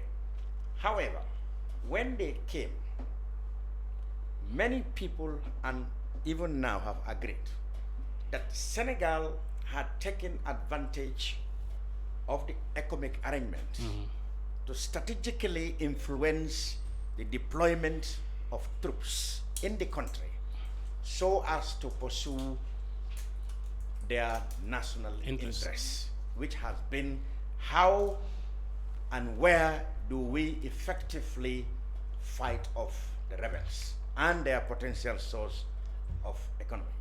I mean, we cannot discount the fact that Senegal had always suspected that the Gambia government under Yaya Jammeh have either been directly or indirectly involved helping the separatists. Senegal had accused him of that. We all were witnesses to that. So Senegal found an opportunity now within the Ecomig arrangements to position their troops in the area that they believe is more ideal for them to control the rebellion, which is Foni. So that, from the word go, is where the problem started. Now, as we go now, we must revisit what had really kept the troops up to this time. We have had Gambia government at various ECOWAS summits requesting for extension. One was because of security reforms and the election that was coming. All those were considered to be, times that would require a backup or sort of security backup as the country go through the reforms. But now, how much of reforms have been done? Exactly. That is the issue. How much of reform have been done? The elections have gone and passed. Now we hear that this Ecomig is going to be transformed into a gendarmerie unit, which of course involves Senegal again, because Senegal is Senegal, and you have the gendarmerie ideology or sort of not in. So what we're going to have, we will not have Nigeria anymore. We will not have Ghana. Perhaps we'll have Senegal, Togo, and some Ivory Coast and some things. The problem still stays. What do you people think that the Gambia government should do to solve this problem? Now, the people of Foni want the Ecomig especially the Senegalese, completely withdrawn from the area. Do you think in your experience, that the Gambia government under President Barrow is willing to do that? I doubt. The problem will persist as far as the Senegalese are stationed in Foni. It will never end. And Senegalese cannot use Gambian territory to attack the rebels. And that's what we are seeing. But don't you see, we had it seems like that's what we are trying to see. In that press release, the government said they will not allow the Gambia to be used as a launch pad for cross-border attacks, either by this, well, that could mean either by the Senegalese or perhaps the rebels. So how do you think, in your way, concretely terms, Buba, do you think this is realistically possible? This is what I'm telling you. From my own point of view, that is not realistic, to be honest. Because as far as Senegalese are there, Senegalese security, one of their interests is how they will try to do their best to penetrate through customers. In this last incident, which side used Gambia as a launch pad for that attack? Well, I consider Senegalese entered customers through Gambian soil, and that is definitely against the protocol of ECOWAS. That's what we have seen all these things. They have entered, they left the Gambian soil and entered customers. And definitely Gambians cannot do that in Senegal, you know that. And why Senegalese are doing that? If you deploy economic forces from Nigeria and other countries towards in Foni, the rebels will never have clash with those economic forces. The rebels, I believe, they came closer to the border, also to station themselves around the border so that they can get ready for any threat. Now, if... That's what I'm seeing. Yeah. Okay, if the reason is to curtail the timber trade, can it be argued that the Gambian military, who are also present in the area, are enough and capable enough of enforcing the ban or whatever, restrictions on the timber trade? Can they do that themselves? It's possible because one of their mandates is to protect the lives of the citizens and also to ensure there's peace and stability. So this trading between us and customers, we can trade between us and customers. We can trade between us and other parts of Senegal. So I don't know. I haven't seen anything wrong with that. Gambian forces can intervene to end this problem. And even if, I can tell you, if Senegalese forces are removed from that end, and you redeploy other forces, whether it's from Gambians or maybe Nigerians or whatever, there'll be less crime and there'll be less firing, there'll be less violence. But would it also be there'll be a lot of illegal timber trading? Perhaps that's what they believe. Well, that one is another question. But, okay, let's put Senegal's this kind of illegality is common in Africa. Let's put Senegal's argument now into the context. To be fair, the Senegalese are saying that their forest has been depleted. Yes. Through illegal logging, through the use of Gambian territory. Exactly. They believe that they cannot stop it if a sovereign state like the Gambia is not helping to stop it. In fact, as recent as I think last week, we saw a newly issued license for somebody to be able to, for some company or group to be able to export timber from the Gambia. So they believe their forest has been depleted through illegal logging with the help of Gambia, because that's where illegal loggers, transit to be able to ship it away. Yeah, this can be done using other diplomatic ways. So how do you think this can be resolved in diplomatical or in other ways without actually deploying Senegalese troops? This is what I'm saying. It can be resolved. How can it be done? Yes, it can be resolved. How? Using diplomatic ways, through negotiations, and then bringing some policies in place so that everybody will abide by those laws. Rather than bringing soldiers. Even children seeing these guns everywhere, they want to grow up like that. This is something else. It's not healthy for the people of Foni. Even if not for the people of Foni, for the people of even Kiang and Yara, if all these people are stationed there. So this thing can be solved diplomatically through agreements. Let them come and agree, okay, if these people want to bring illegal timber, can you stop them? Or try to investigate where these timbers are coming from. Why are they coming to the Gambia? Who sold them to these people, and then why did they bring it to the Gambia? Why this trade? Who is trading? Is it these Gambians versus the rebels or what? So if it is the rebels and the Gambians, we see ways of stopping it. If it is considered illegal by both countries, rather than just bringing soldiers there and then whatever I'm telling you, this thing, if it is not quickly addressed by the government, quickly, let them.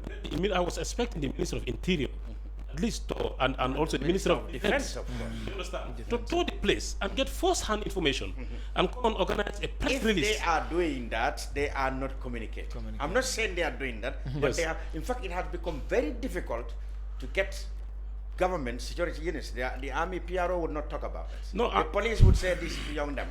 A Gambia government officials will not comment on this. Only the government spokesman came with that press release, and he will not elaborate. Nobody will elaborate on this. That's why. You know, Gambians, so if something's been done, it's not been communicated. No, Gambians, we have this reactionary attitude. We wait until things happen, we react. That's what this government does normally. You know, they wait when people in social media, they start saying this government should do this, they start, and then they will come and release a press a statement. So therefore, I was expecting these two institutions, Minister of Defense and then Interior, to at least go and find out what is happening and then come and have a conference, a press conference, and then assure the Gambians that there is peace and stability in that region, and make sure that when these locals are trying to complain, like they're trying to seize their motorbikes, and then, you know, sometimes they'll be pointing guns at them. You know, this is not a war zone. We are not at war. If you watch the interview, these people are really complaining, and then they're telling someone even said he was kidnapped from morning to sunset, and then he has no access to to speak to his family. And what is happening in the Gambia? What is happening to security? Where is the Minister of Defense and Minister of Interior? We need peace. We are just coming from the impasse, so we need stability. We have to focus on in order to work for the development of the country. I mean, before I go to the reform of the security sector, which is very essential as far as this whole problem is concerned, I just want to talk on specifically the question that you asked: how do we resolve this? I think efforts have been made. If you look at the history of the Casamance conflict, through different actors, from Guinea-Bissau to the Gambia, you know, to, of course, ECOWAS has been playing limited role in it, but then faith-based organizations like St. Egidio, the community of St. Egidio, has also been instrumental in resolving the Casamance conflict. When I wrote my dissertation on the Casamance conflict, looking at specifically the role of St. Egidio, I tried to understand the nature of response, or, you know, solving this problem. And it seems like all the actors that have been involved are trying to see how to mediate between the Senegalese government and the MFDC as far as the issue of independence is concerned, but more specifically how to attain peace. But then the issue of resource, because when you look at conflicts in Africa, mostly they are driven by two things: identity and resource. Now, the Casamance conflict is not only identity driven, but it's also resource driven. And mostly, these negotiators or mediators are not focusing on the resource aspect. And that's why we have this problem till date. Gambia had played significant role in the mediation between the Senegalese government and the MFDC. If you look at Banjul 1, Banjul 2, and Banjul 3, all this happened in the 90s, coming to 2000. Gambia had played that significant role. But like you said, the suspicion in Dakar that Yahya Jammeh had hands in the Casamance conflict was what frustrated all these efforts. And now what we expect is that with a new government, under Adama Barrow, that claimed to be interested in resolving the Casamance conflict, I think the issue of independence should not even be a concern now. Let's put that aside, because that one is that's the main problem that the MFDC are not willing to compromise on. Now what we can do is that how do we resolve this economic issue, especially when it comes to timber issue? How do we regularize it? Like Dr. Jiba said, policies, laws must be there. We have a bilateral relationship with Senegal, okay? We made mention of the defense pact, the mutual defense pact between us. There could be a dialogue, a bilateral, and also involving the MFDC, wherein Gambia government, Senegalese government, and the MFDC can come together and set up laws, policies, and regulations. You know, policies that would regularize the issue of timber trading, you know, from Casamance to the Gambia. I think once this is done, we'll be able to make progress, because the MFDC and Senegalese government have sat in mediation tables through the community of St. Egidio in Rome. We remember the 2012 Rome Agreement, the 2014 Rome Agreement. So I think always there have been ceasefires, but then sometimes it will be, you know, violated by the Senegalese forces. Sometimes have always accused Senegal of not respecting those. Yes, the MFDC, to be honest, to be fair to them, the MFDC have also made efforts in trying to make sure that those ceasefire agreements are respected. But then at some point, so what we can do as a country, I think, it's creating that platform between the MFDC, the Senegalese government, and the Gambia government to regularize the issue of timber trade, because that is what is creating problem in Foni. Now, coming to the issue of security sector reform, this whole problem still shows or manifests the slow pace of the Gambia security sector reform. When you look at some of the challenges, confronting the Gambia security sector reform. One of them is the issue of, sub-regional instability, and specifically that is Casamas. I also wrote a paper on this, and I look at the challenges on the Gambia security sector reform. And then specifically, I know that sub-regional instability, that is not only peculiar to the case of the Gambia. Even other countries that underwent security sector reform, like Kenya, had a problem. If you look at Kenya with Somalia, the instability within that sub-region also affected Kenya's SSR. And the Gambia is not an exception to that. But what we have seen by this government in terms of security sector reform is producing documents without making significant steps. Concrete actions towards addressing these problems. If we are talking about SSR, 5 years after the Barrow's government, 5 years after Barrow's government, nothing significant has improved. We look at rise in petty crimes and banditry. We look at instability in the Foni region. Unemployment. In fact, I have a feeling, and some commentators have said this. Okay, you hear a lot of jargons being branded around this security reform. For example, initially everybody thought that this security reforms is about reducing the army. That is the issue. Now that was said. I don't know. Now you hear it's been rebranded as right-sizing the army. Yeah. So the issue now is we had 17. The government always said these Ecomig people are here as a backup. They back up our security. If you had 7,000 or so of them in the initial deployment times, 2017-18, that was the moment many commentators said you could go about reforming the army. But now until now you have just a skeleton economic, strength in the country. You no longer have the capacity to undergo that security reforms. Now you stick to economic or foreign troops for as long as it lasts. I asked President Barrow this question the other day. He said, look, why are we complaining? People who are helping us at no cost, and we are complaining about it. No, you see, that was his argument. That's President Barrow for you. I'm not surprised anyway with that kind of response. Okay. But then, looking at the... But maybe now that there are problems coming out, that's what I'm saying. That's what I'm saying. He also added that, Gambian security, they are in other countries and they've been there. The arrangements are different. The arrangements are different. The political situations are different. But specifically on the issue of downsizing and right-sizing, yes, I think the problem we have with the security sector reform in this country, it seems there is no sense of direction. Initially, it was like downsizing, right-sizing. But when it comes to downsizing, now we know that certainly some security forces, some soldiers have deserted the army. Yes, that is for a fact. That was said. Because when you talk about downsizing, you also think of the implications. What are the possible consequences if you downsize? Where are these people going to? I would again quote President Barrow. He once said that at the time, he suggested that if we are parting with these officers, we need to have a handshake with them. Now, when I investigated, I came across an arrangement which means, for example, if we are going to downsize the army, redundant soldiers, what they intend to go about is that, for example, if you have 3 or 4 years left of your service, you will be paid off all that.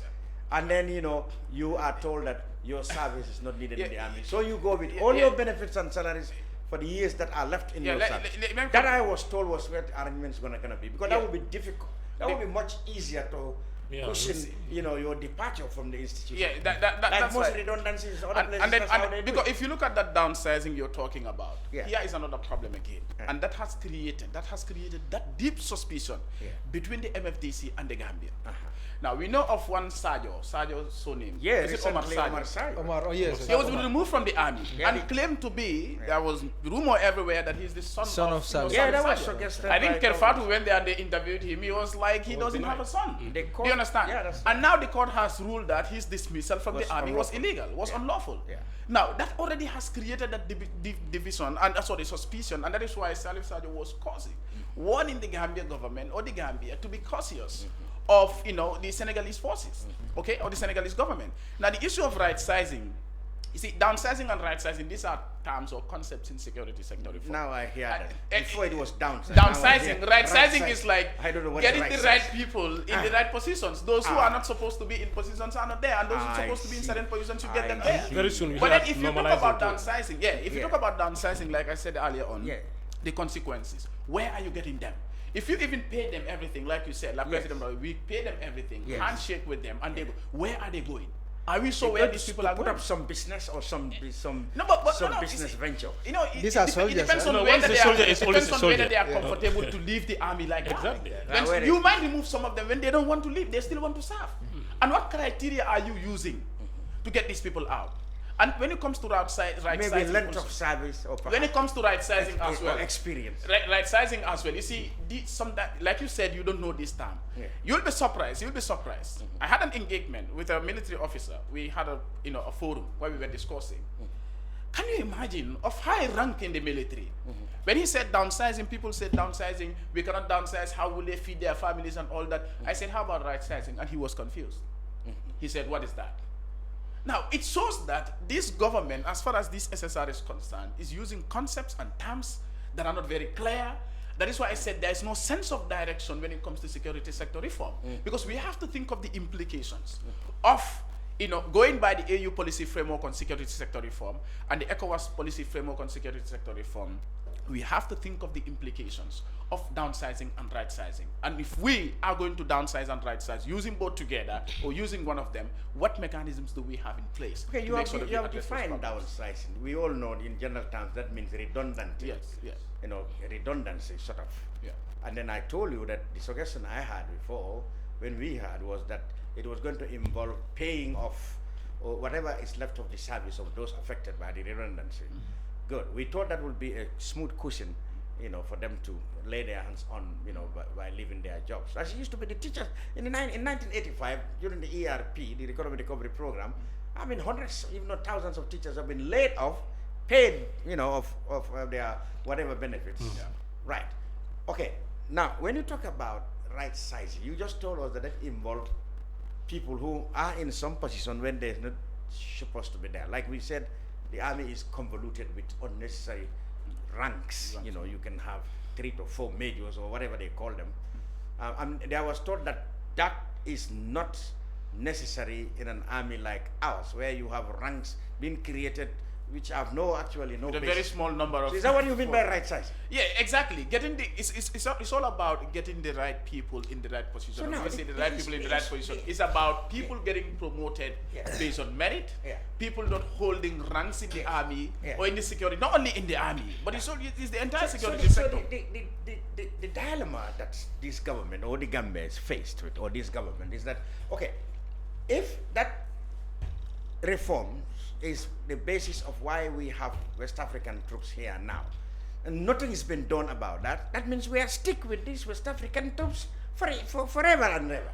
And now that if that is becoming a problem, like such as the incident in Foni, we now cannot live with West African troops. We cannot use our own security forces.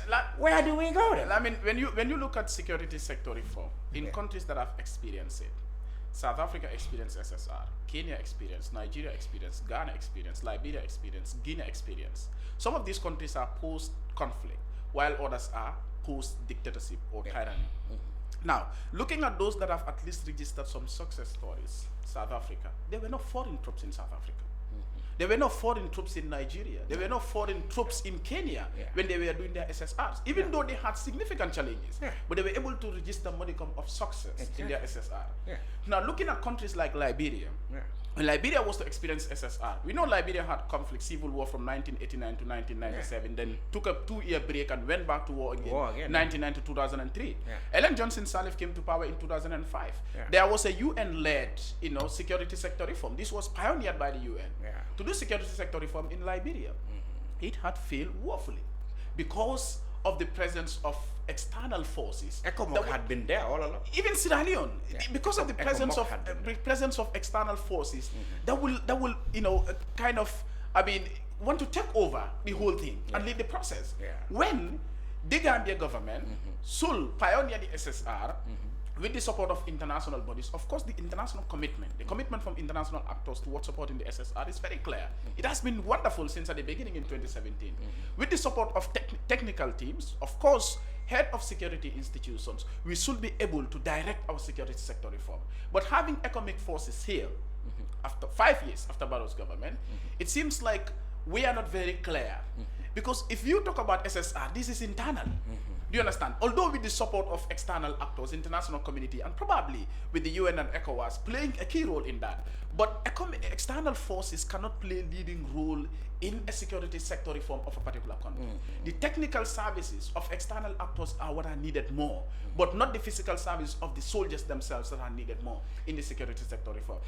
Except when the government is arguing that they are needed for backup. They need a, you see, SSR is not a war.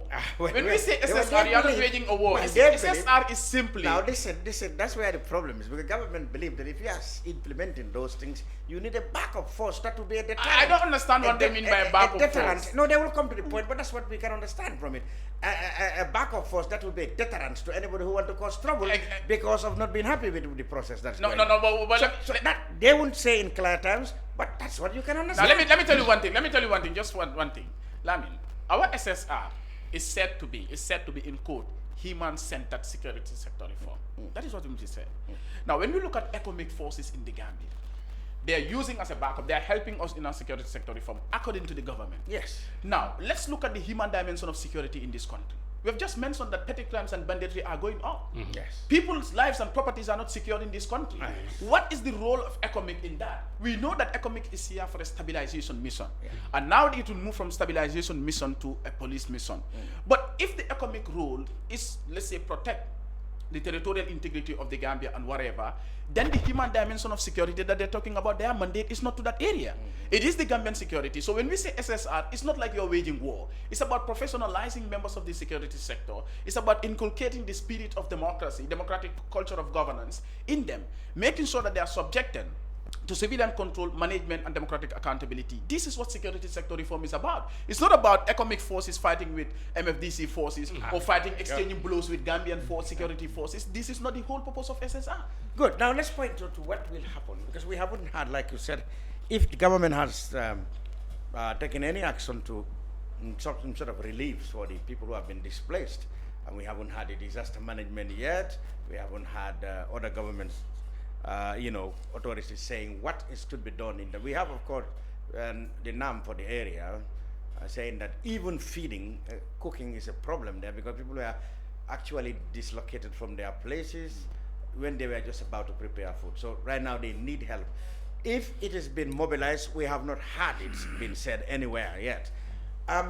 Let's go straight to Foni now. I think with Bakary Jammeh's, videos from talking to the people in the Fonis.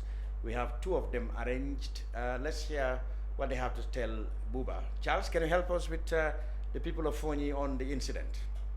Nga kalamutala ko rebelol in Senegal sojaro le nyobun kidol andong satel milto fola daba kon wala mila satel di campant mo lafta ka kalamuta muneketa yo chelo niaje chelo keta yiru doko lalo ikamu fo timba o moto wala nyata ka finti jang ba ya timba doko lal ika agento sotole mi ala ko ika sidu lalto pour ika communicate ni la driver pour ning sojaro kana yela mol call so wala kata driver anata na fo afutana ni OMVG ni lota be OMVG la fenko jela ay information soto ko ha gael kanal so a tontaje immediately wata gael futar jang kabara to a kofta rek kabirin nul futar jang ye kankangoje ko mu ngedem ya noma fo boyo afutata at borota fo adunta Casamance dula men ko rebelo la be solle so boyo dunta konoto so yunu fana inata inila piko fola wala fana dunta je so jarol kabiru dunta je rek so to nga ci ko may paw so ye wol mol be control ye muta so ye mol ila mol call min be biam ani kanelay so kabiru inata rek to fana tata so celo commencer rek kabiru kaboje balen inata fo kapa je fana celo kete je schoolo be damen celo kete je bake je fan nyofa kete je isol damol je so mal fata fo rebelo fo soja bar faro kete je ko tintaje de lato e kayelo jele ha etela sare jam mune kete ya le mune kalamuta sin nyin ndola sate jafara kira ko fo nani min ko mata jam ye SAS sorry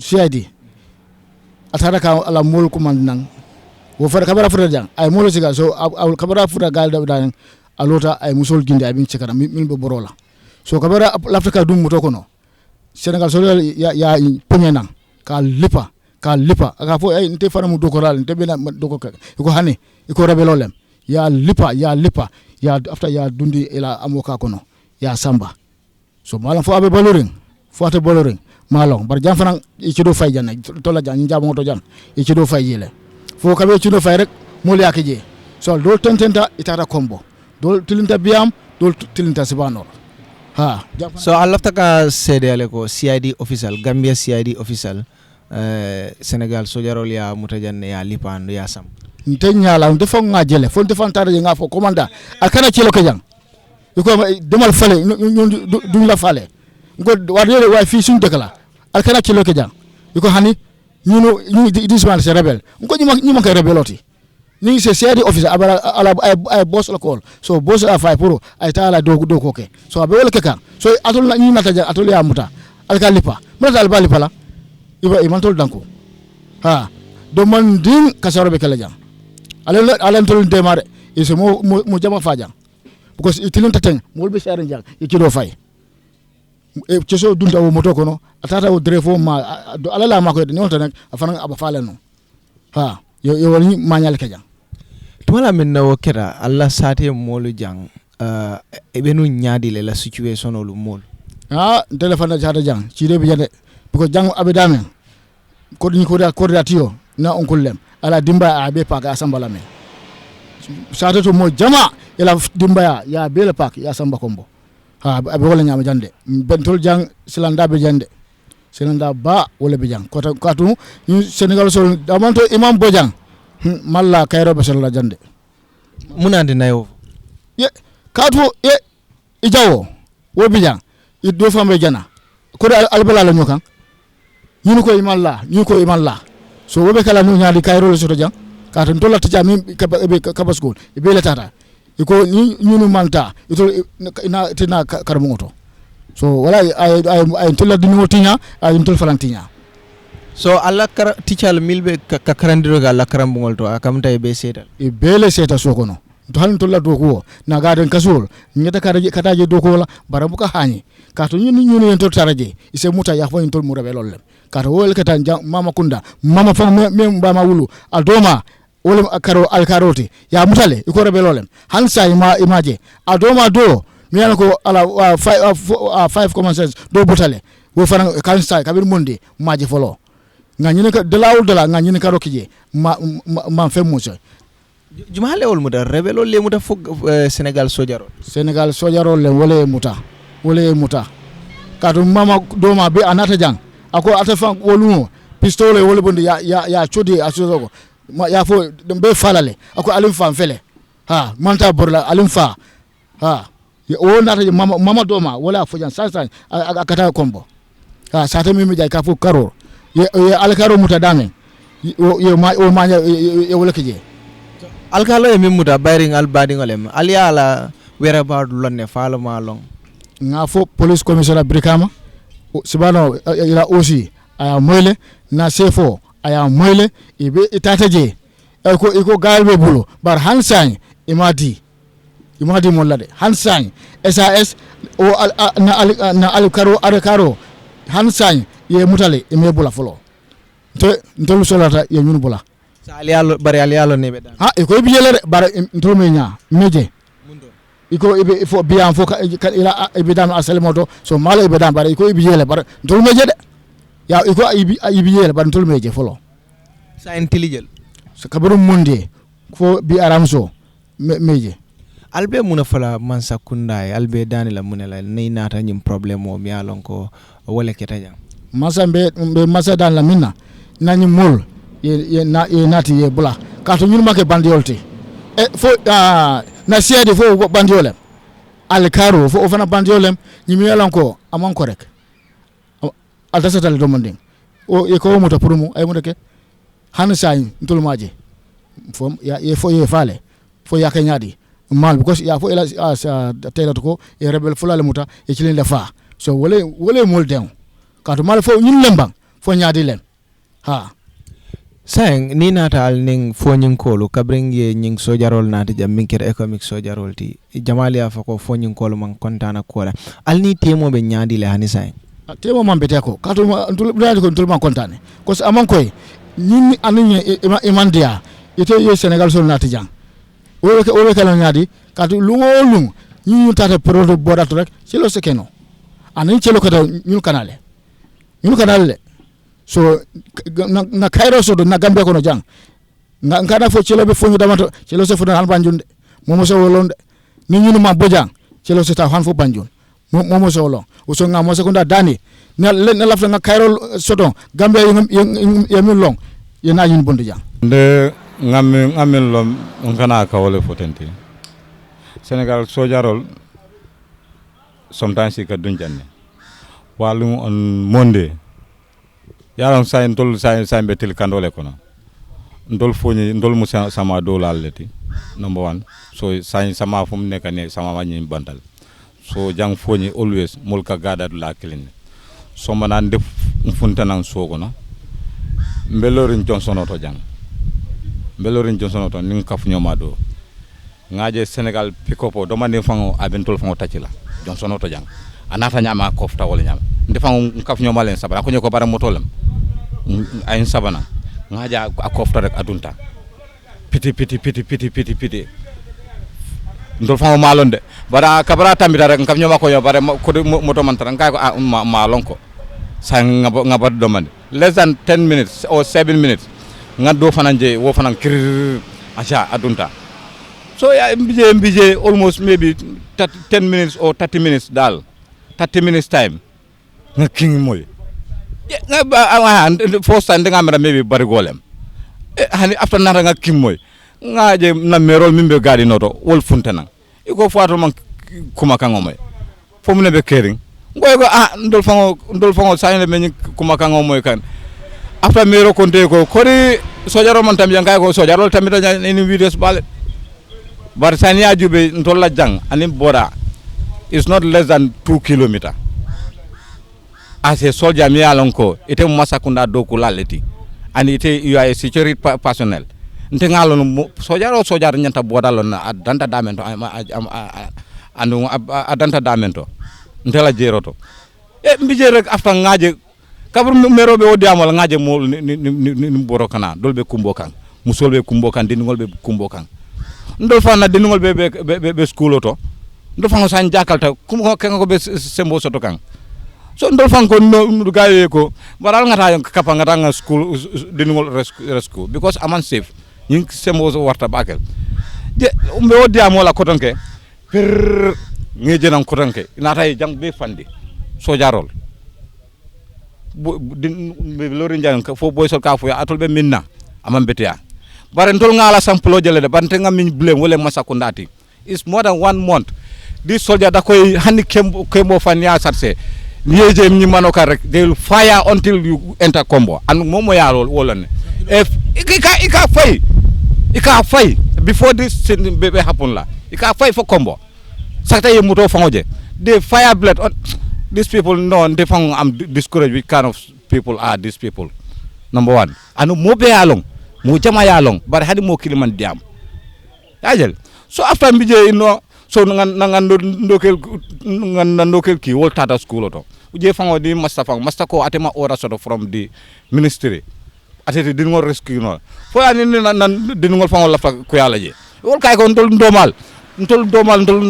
lafta ka wala save atole tarjang ndol tam dingote an ko e bo school fam masa ko ndabe mun noje pusan pul so ngamra ay ministry call akoy ko ndol la jambe fenkerinde so wol kay ko dinngol release amam me rek kabri dinngol release wata mon ningal be jande Senegal soja ka fontole ko haral Gambia ni ñu ne dañu deget bopa Senegal soldat do fangole kaw fo afo masa ko nda koyo nte fango nte Ibrahima Bojang campagne ndel nga fo amange ko talin ngol ningal be ñew puskan ko Gambia luñu len di stop Gambia ni luñu len di stop Gambia ñu ne duñ de dega haral rek té la ñoo xam ñun Senegal sojarol e ka dum konoto ne moto mutana e ka fontole ko e ka lo jar e kan tol ñaawal ase officer ndenen kabul ngam baye wulu ndemu citizenol campagne citizenol nene ma sifaje dunia kono yello kono ka ita yemo arrest yello as a officer mo mi ala a do kolok yello ka mari nyawal fondo leta mo yirolti ndol le security ke no jambang ndol sate dingol so kalo kan tol wure wala nan koy kon de ngam masakunda le blem masakunda le si jande ndemo ne fala wo masakunda fontol foninkol fo jakalo de ya sate ajubi rek ite yu ay Gambian look at the village ibalo na ko sunobe kerine ndola mol be botal da all refugees in Combo right now my homeland ala jube de ngabori Casamance Senegal wala Casamance we fesa ngake refugee bandela ko ndela banko kono ngake refugee o fango demital ntol jang ntol nga fay baroye mo jamal bi janne ya fay baroye baroye ntol disappoint bagal ntol baroye ntol disappoint bagal bo nga lon ne ko ni sejara niaje o sembo sodo barole o sembo dila de nama o sembo dila e renyi manya sifa kala so ndebe min fola Gambia masakunda e ntol lafta kayrol la ala jube fang sate be tenkunde ite mojela ndol lafta kayrol la we need our family back ndol bukata do no do ko la hani wulo kono Senegal sojar hani te fango ye camera muta astaka fa altata li benta wulo kono they will tell you, they will term you as a rebel namol fele ye mil muta innocent people ye wolle muta jang sate kono ye firing ke jang molbe no namo sorry man, so thank you very much. Yeah, I'm very hot. Nga kala mutala ko Ibrahim Boya, if I'm right, from Kampante. El Kalo is Ibrahim. Village. Is the El Kalo? Yeah. Good. The other one is the El Kalo, the first speaker. The first one was El Kalo, and then Ibrahim Boya from Kampante. Well, let's pick up from what he said in rounding up. I mean, people are beginning to worry now about what happened to the Alcalo of Karori and the CID officer Abdou Jaju, whom, as they are saying there, are still not with their families, and they are reportedly picked up by the Senegalese soldiers in Ecomig. I mean, Mr. Giba from Dobo, what was the last thing you heard about them? Well, still, I did not hear anything. I spoke to someone this morning, but unfortunately, he told me still now they are under detention. So they don't know they are with the security forces. The Senegalese security forces? Yeah, the Senegalese, of course. They are the ones in at Foni. Okay. So for me, the whole situation is... But is anybody, I mean, you know, wondering or like fearing that any harm could have come to them? The guy said they reported the matter, and CID, of course, that's a member of the police. Still now we haven't heard anything from the police about it. The police rather would not talk about. I think I must make this clear. I've tried so many times, you know, unsuccessful to get authorities to be on this panel itself, either by telephone or by physical presence, but none of them is willing to, I mean, say anything about this matter. That is what baffles me.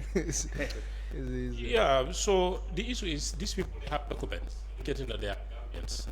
When CID was arrested, I was told, according to Amunyasi, he said he did not go with his papers, his documents. That's what. So that's another issue. But these people saying that they are arresting them, you know, they are arresting them with the vehicle. If they show them the car, that they are not Gambians, they should leave them. Yeah. So this whole situation is the Gambians should not take advantage of this to gain international recognition, like what the Scorpions are doing right now. So they should intervene right now to solve this problem. To bring policies and make sure that this timber business is put to an end.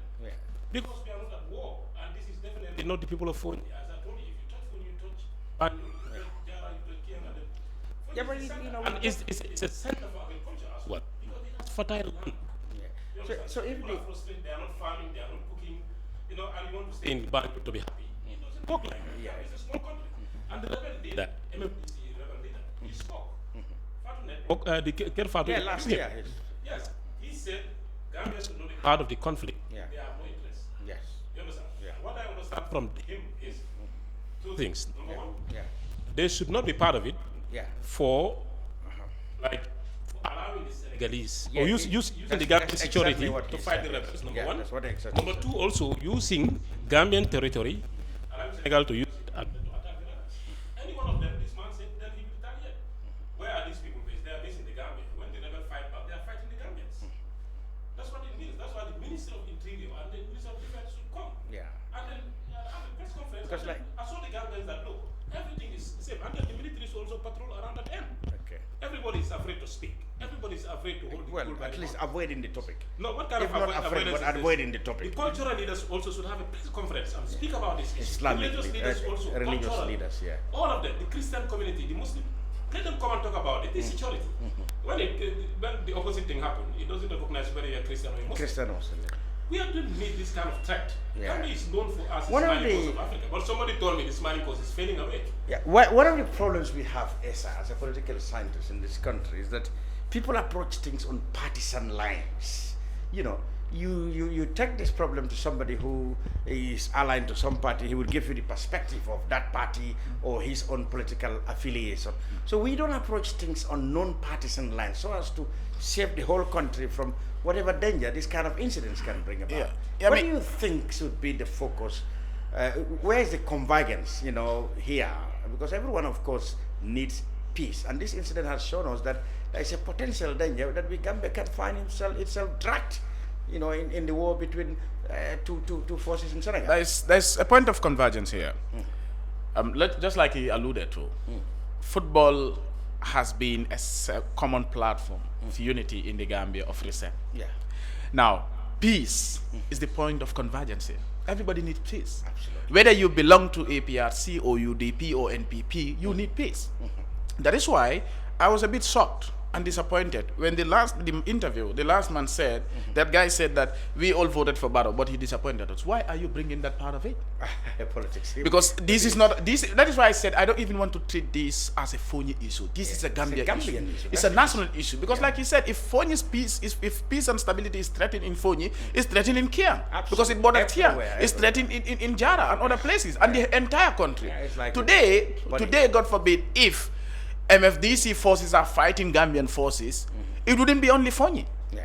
It's not going, they wouldn't say, you know, soldiers of Foni. They will say soldiers of the Gambia. It's the Gambian army that is fighting, not the Foni army. Buba discovered from testimonies of some of the villagers suggesting that places like Kaba, which is in the Gambia, and Balen, which is in the Gambia, you know, seemingly turned into a battlefront, you know, for the MFDC. So, meaning they mounted, I mean, they control the area. Suddenly, so that is why, I mean, I've also followed a lot of social media comments when this thing happened. Some will be like, yeah, why did you vote for Barrow? You know, we told you to give us power, you refused to do it. I mean, it shouldn't be politicized to that level. For me, this is a national issue. If the government is failing in its responsibility, to hand up to its responsibility, we should remind that government to tell them that this is your responsibility. You are voted by the Gambian people to be in office to provide peace and stability. Correct. Whether it's another party that is in power or not, we should treat this as a national issue and not a partisan issue. And I think the government must also realize that this is not about Foni. This is about Gambia, because the citizens of Foni are also citizens of the Gambia.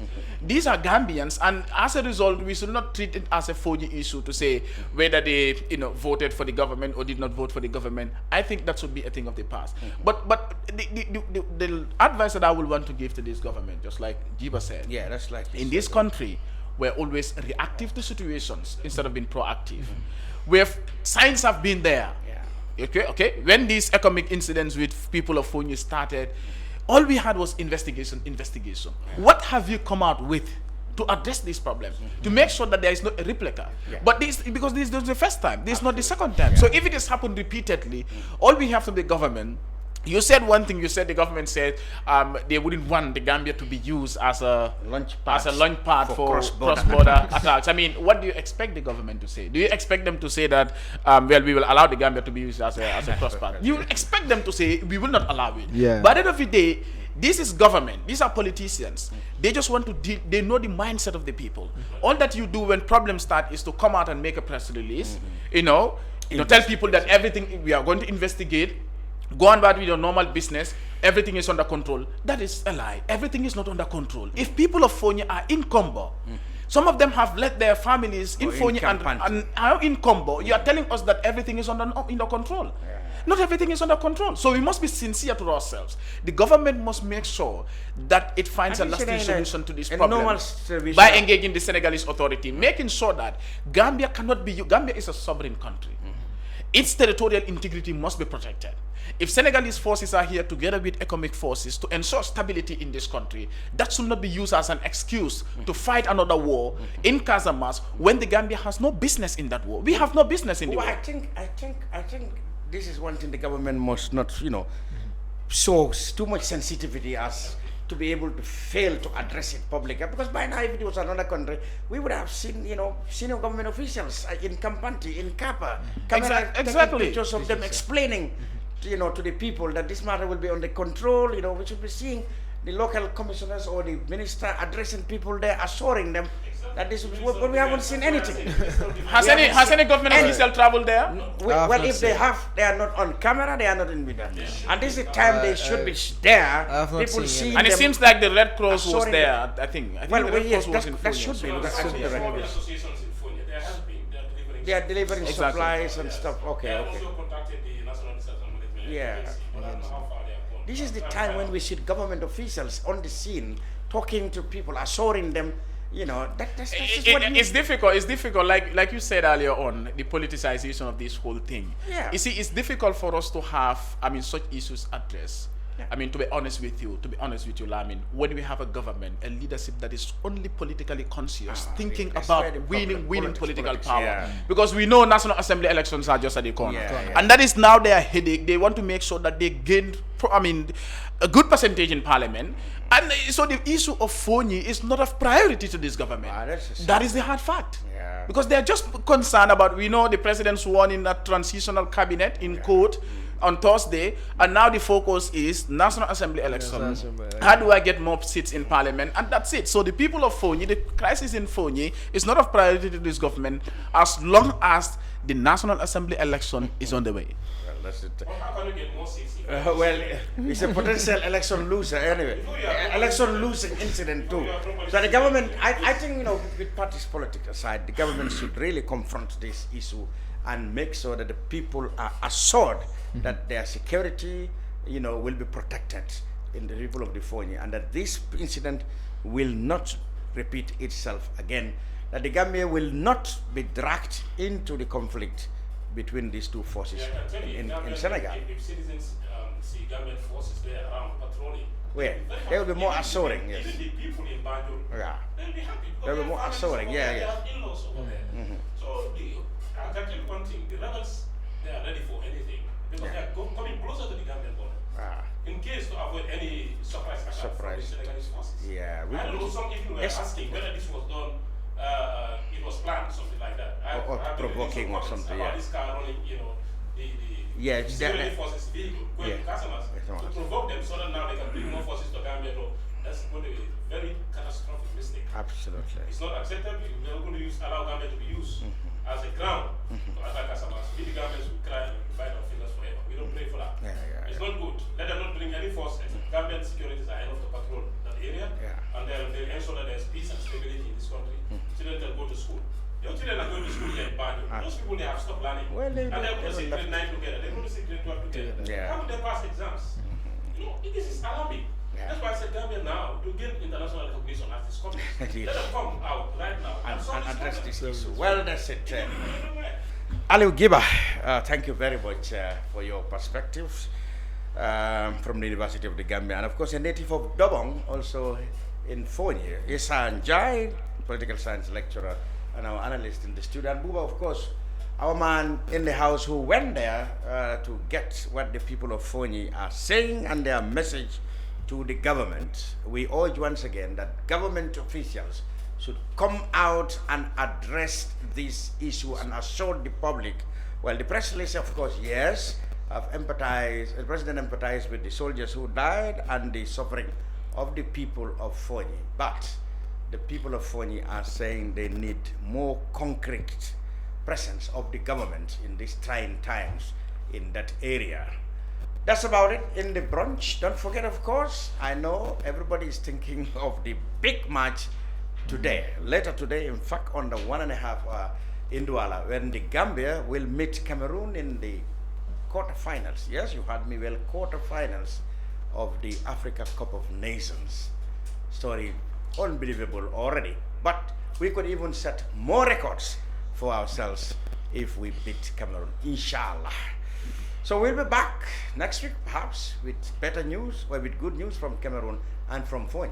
Until then, Lamin Cham wishing you all have a great weekend.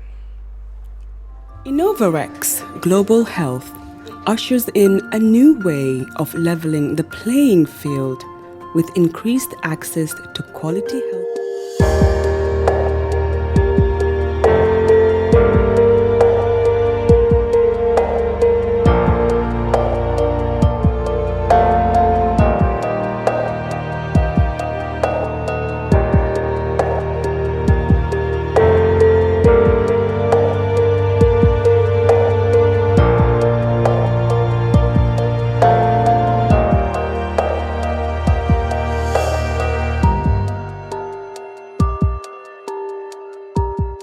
Gamcel data now even better. Enjoy 20% extra data on all Gamcel data bundles. Buy 20 megabytes and get extra 4 megabytes. Buy 50 megabytes and get extra 10 megabytes. Buy 100 megabytes and get extra 20 megabytes. Any amount of Gamcel data bundle you buy, you will receive 20% extra data for free. Dial *302* data amount hash or go to your Yaiborom menu and choose your data bundle now. Gamcel data is fast, lasts longer and very reliable. Gamcel Yaiborom.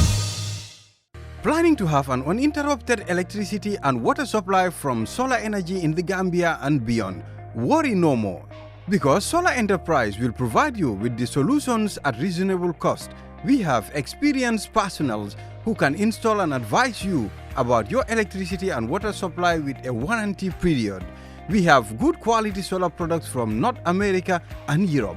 We provide services and sell products to individuals, organizations, institutions, private offices, communities, and government. These products are solar panels, batteries, charge controllers, inverters, water pump, water heaters, freezers, submersible pumps, and general solar accessories. Visit our stores at 48 Kairaba Avenue and Brusubi Highway, or you can call us on 7657 479 980-8483, 340-9400 or 635-9906. We live in a day and age where technology is creating a world without borders, filled with unlimited potential to improve the lives of the people around us. Innovarex Global Health ushers in a new way of leveling the playing field with increased access to quality healthcare services delivered at your doorstep. Our qualified professionals are equipped with state-of-the-art point-of-care testing technology to conduct tests such as kidney function, liver function, electrolyte tests, body composition, hemoglobin, A1C, and many more services with the highest efficiency in delivering results. The addition to our flagship, Wellness on Wheels, more fondly known as WOW Delivery Service, brings the entire clinical experience full circle. IGH has remained committed to creating the future of healthcare delivery. Gone are the days of sending loved ones outside the country for basic medical services. Innovarex Global Health offers a new peace of mind and takes pride in delivering the quality of care we all deserve.